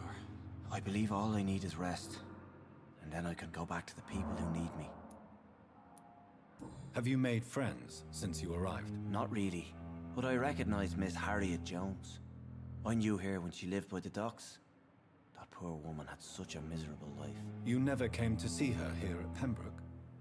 Receiving visits when sick can be an important part of the healing process, you know. We're not just bodies. You're preaching to the converted now, Doctor. To be truly honest, I thought she was dead. She left the docks many months ago. Goodbye, Mr. Hampton. We'll talk again later. Fear and disgust on every street corner.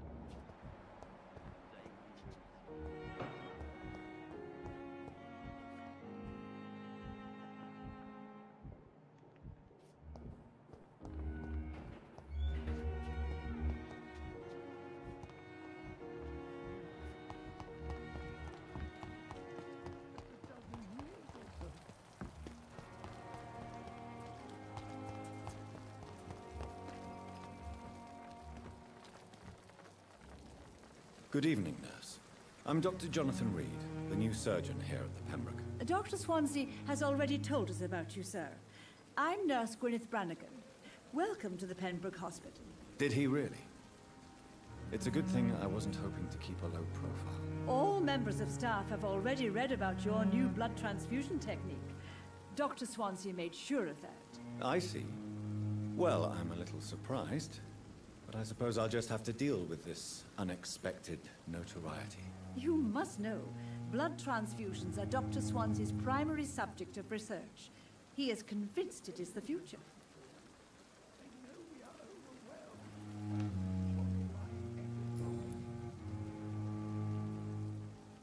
How are things here? Not good, to say the least.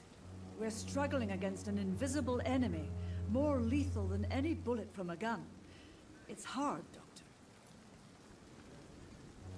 An invisible enemy?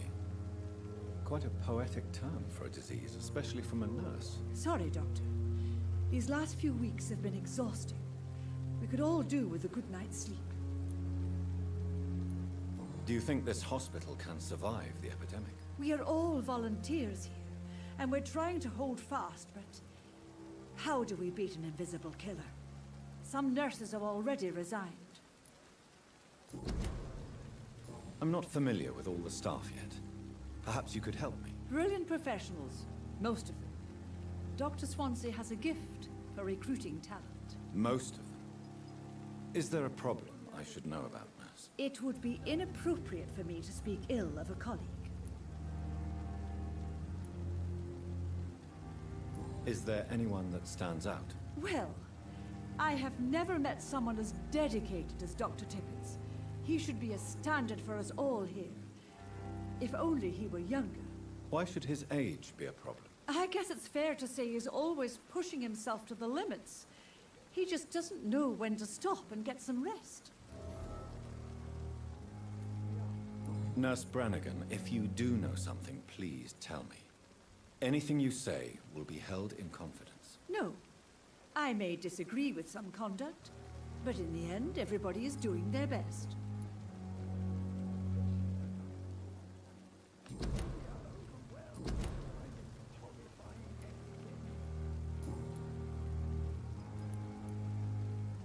Why does Dr. Tippett claim you're the main reason he keeps working, despite his fatigue? If it wasn't for him, I probably would have left the Pembroke years ago. Dr. Tippett does not think of you as just a nurse anymore, does he? If you're suggesting he's not taking my gender into consideration when it comes to medical practice and knowledge, I really hope he doesn't.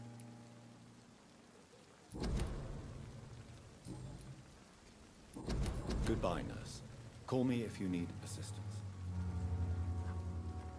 We are.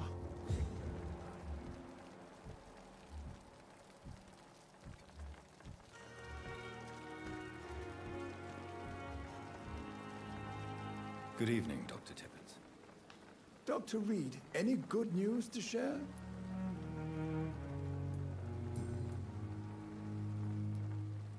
You're exhausting yourself, Corcoran. Maybe you should think about preserving your strength. No. We must keep on healing all those poor souls. We are the last rampart before chaos. Once more, unto the breach.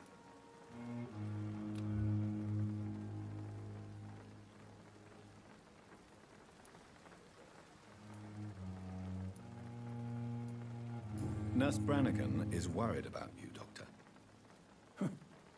She should not have told you that. I will have a word with her. You don't have to blame her for her honesty. I'm not that kind of man, my dear Jonathan. Actually, Nurse Brannigan's opinion is the only one I may listen to.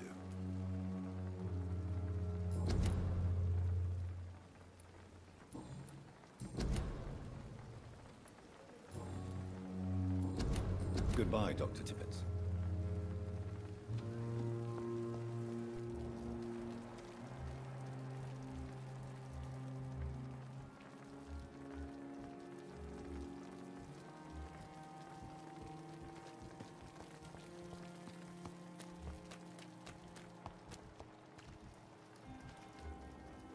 Good evening, Nurse Hawkins. Good evening, Dr. Reed.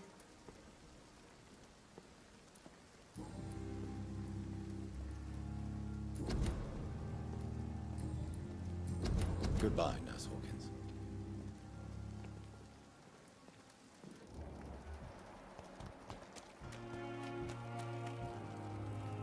Good evening, Milton. Good evening, Doctor. Still trying to save lives?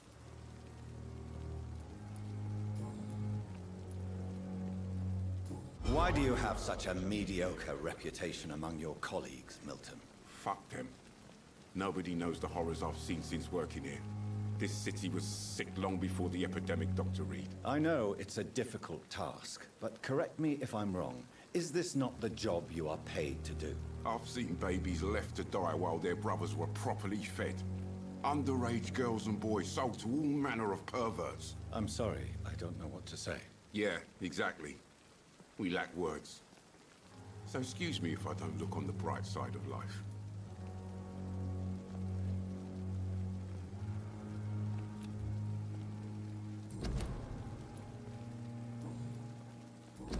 Goodbye, Milton.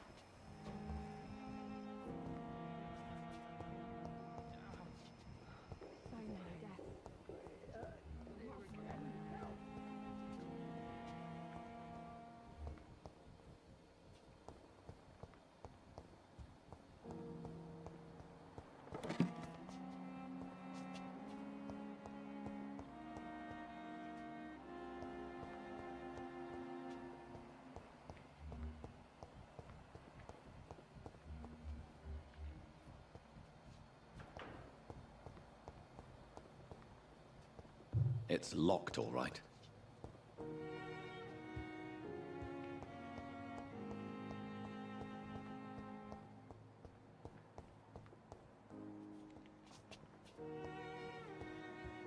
It's locked.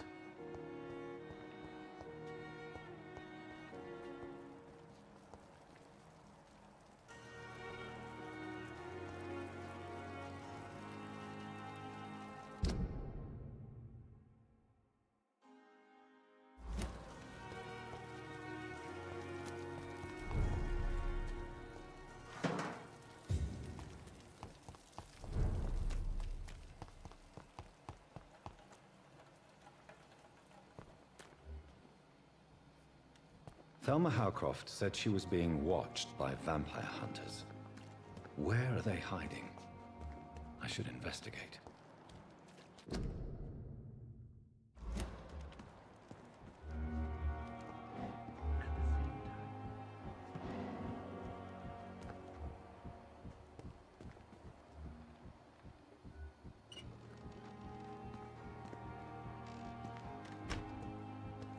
I'm sorry you ended up on my plain and cold medical bench, sir. I understand you must be very angry about this unfair situation. I managed to arrange to have you buried in the same mass grave as your wife. I hope that might help.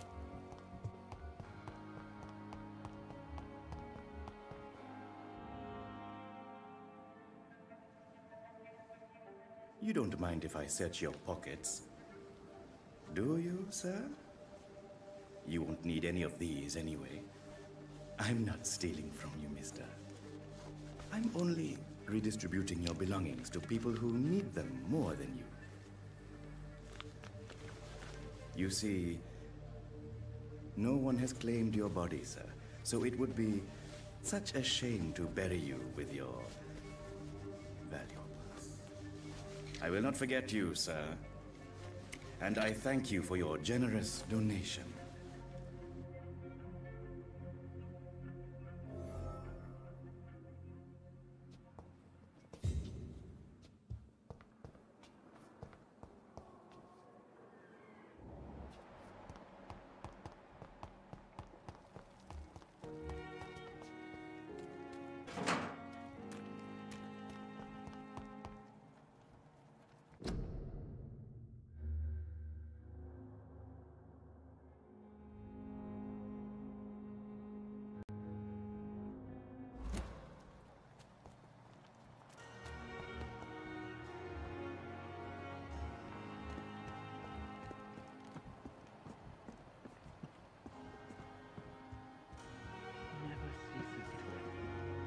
Good evening. I'm Dr. Reed. Always a pleasure to meet a colleague, sir. Especially when he was supposedly dead. A colleague? Are you a doctor too? Not anymore, sir. I used to be Dr. Rakesh Chadana. Now, I'm just Mr. Chadana, pawnbroker and humble guardian of this morgue. What do you mean, you used to be a doctor?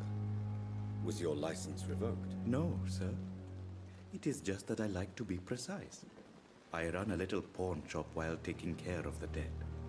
But I used to be a real doctor.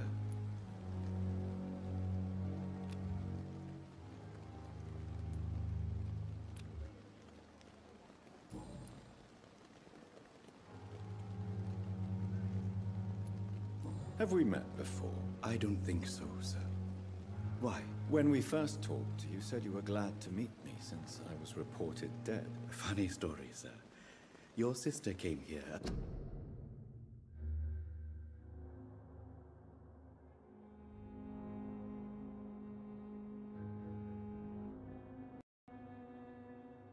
Few nights ago, you were missing, and she was looking for your body. She must be very relieved now. Are you afraid or uneasy being surrounded by so many corpses? Why should I? These bodies are empty vessels. Flesh left to decay. Poof! No soul anymore. All gone.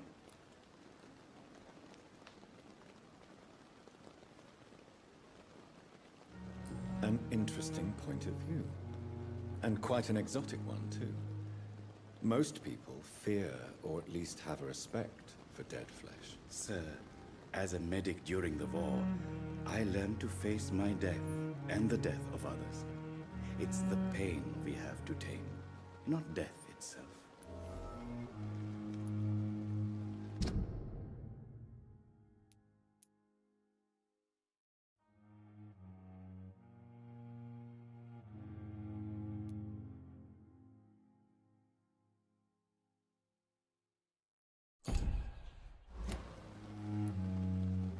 How did you get this job? After I left the army, I worked as an undertaker down by the docks. A dangerous place with many an unpleasant business there. Milton Hooks helped me get a job here. Do you work here alone? Yes, very easy work, sir. All I have to do is watch a few bodies. The situation was very different when the main morgue was still open.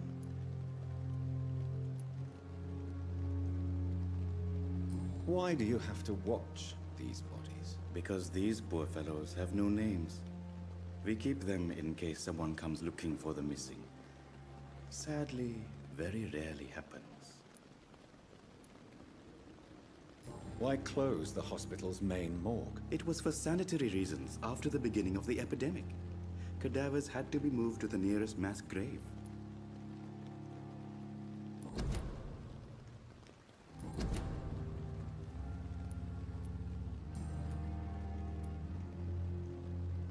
A pawnbroker? I expect you get all types of people here. Yes, sir. All kind of people. For I sell all kind of goods.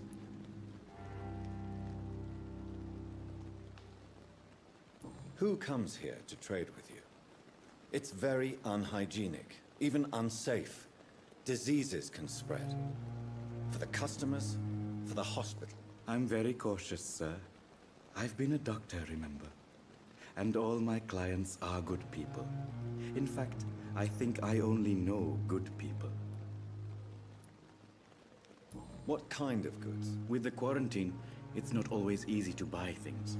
So I trade. I exchange. Some people sell, some others buy. I like to help.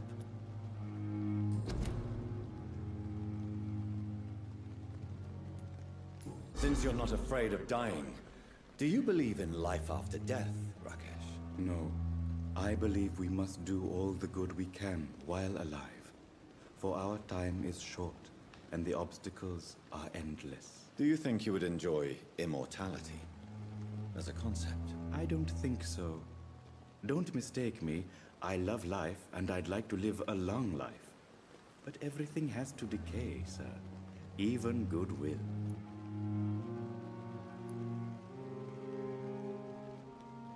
Do you really believe goodwill cannot last? As I said, sir, everything decays. If I was to never die, goodness, I would be bored or worse. And I like to be helpful, sir. Quite depressing, wouldn't you say? Yes, but the good news is, we'll all die before losing our humanity, sir. So you're ready to die? No, I am not. I don't fear death, for I won't see it. What troubles me is the pain my death will inflict to those I know. You're a wise man, Mr. Chidana. No, Dr. Reed. I am a foolish man. But I like to think otherwise. How dare you steal from the dead, Rakesh? Is that what your pawnbrokers is really about? These people are dead, sir. What they possessed could be useful for the living. And I'm sure they would agree if they could speak.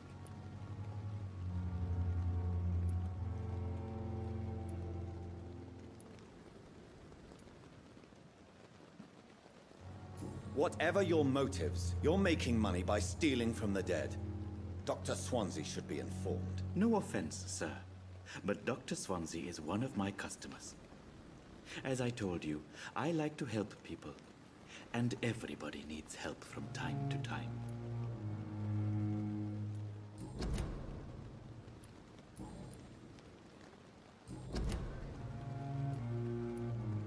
Please show me what you have to sell. Of course.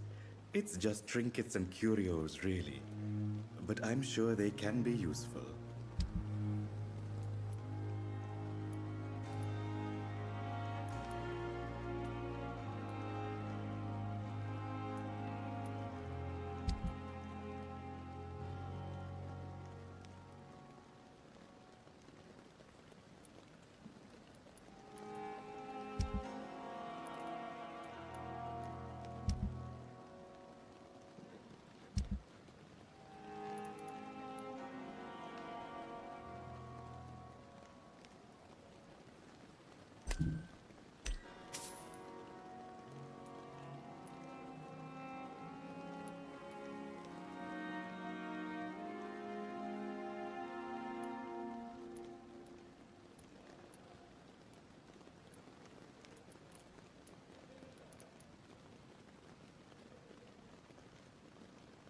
never ceases to amaze me how you, the dead, seem peaceful and lovely at the same time.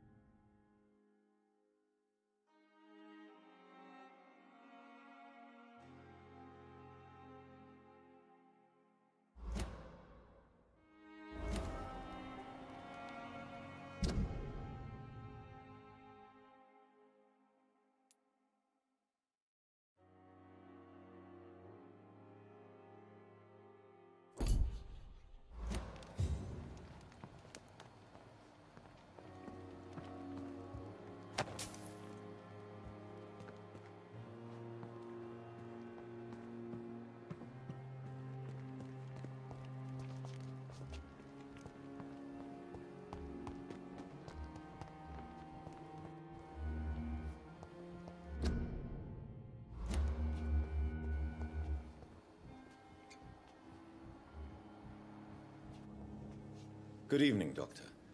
I believe we're going to be working together. Dr. Reed. Dr. Swansea informed us of your arrival, but I could not dare to believe we'd have such good fortune. Such an honor, sir. Thank you. And you are? I am Thoreau Strickland, Dr. Thoreau Strickland. I'm a great admirer of your work, Dr. Reed.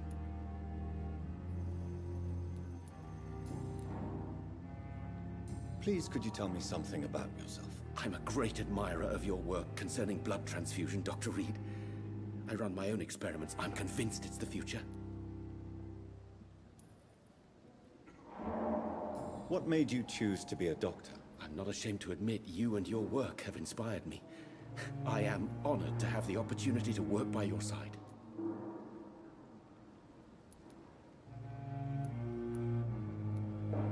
It's always a pleasure to share scientific and medical knowledge with someone eager to learn. I'll be glad to help you if I can. This epidemic may be the century's most terrible disaster, but I'm convinced that we, as doctors, are the only ones able to defeat it. I based my technique on my mentor's research. He helped me perfect my method. What is yours? I'd rather not talk about it. For now, it's just theories and first approach. My process is purely experimental and unsuccessful. As long as you're cautious and methodical, you may remain empty-handed.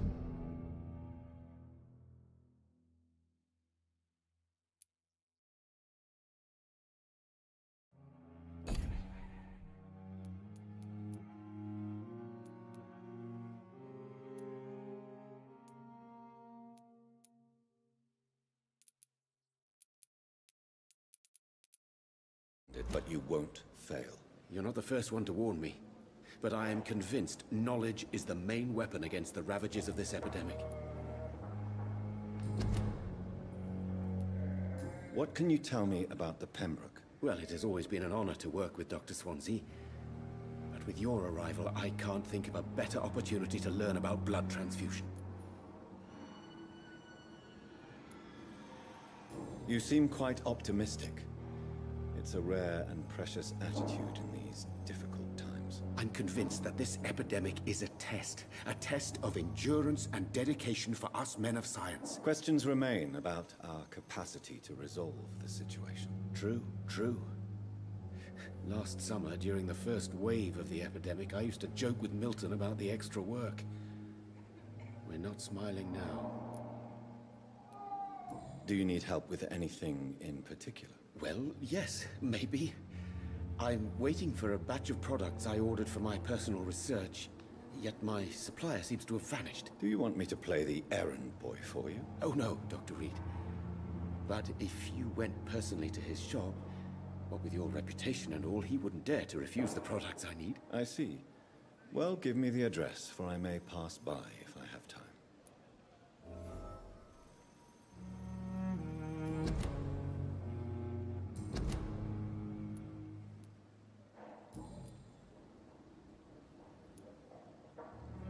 Tell me more about your willingness to experiment with new medical techniques. Harvey Fiddick is a patient suffering from a severe injury that could cripple him if not treated correctly.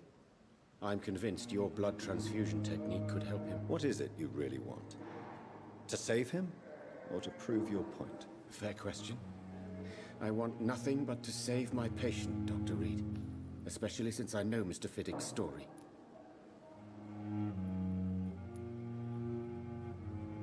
This personal involvement could also appear to be a lack of impartiality.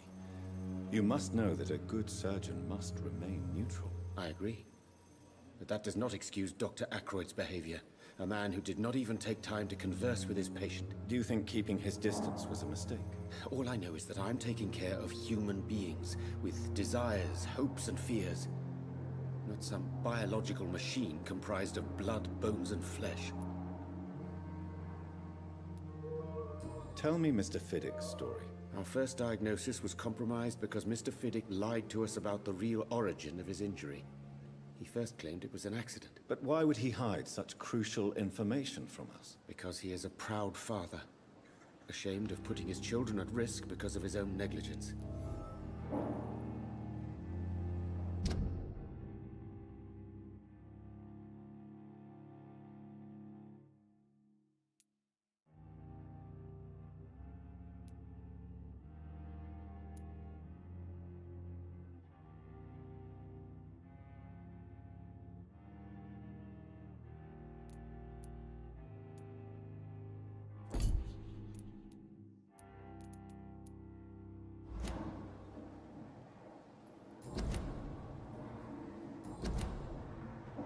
Goodbye, Dr. Strickland.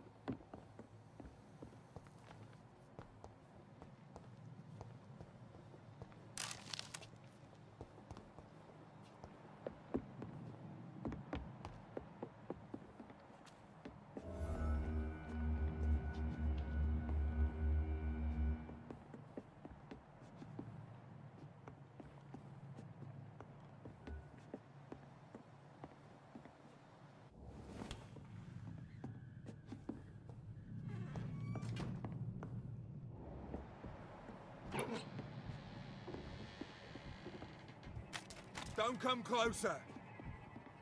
There's one of them! Watch yourselves!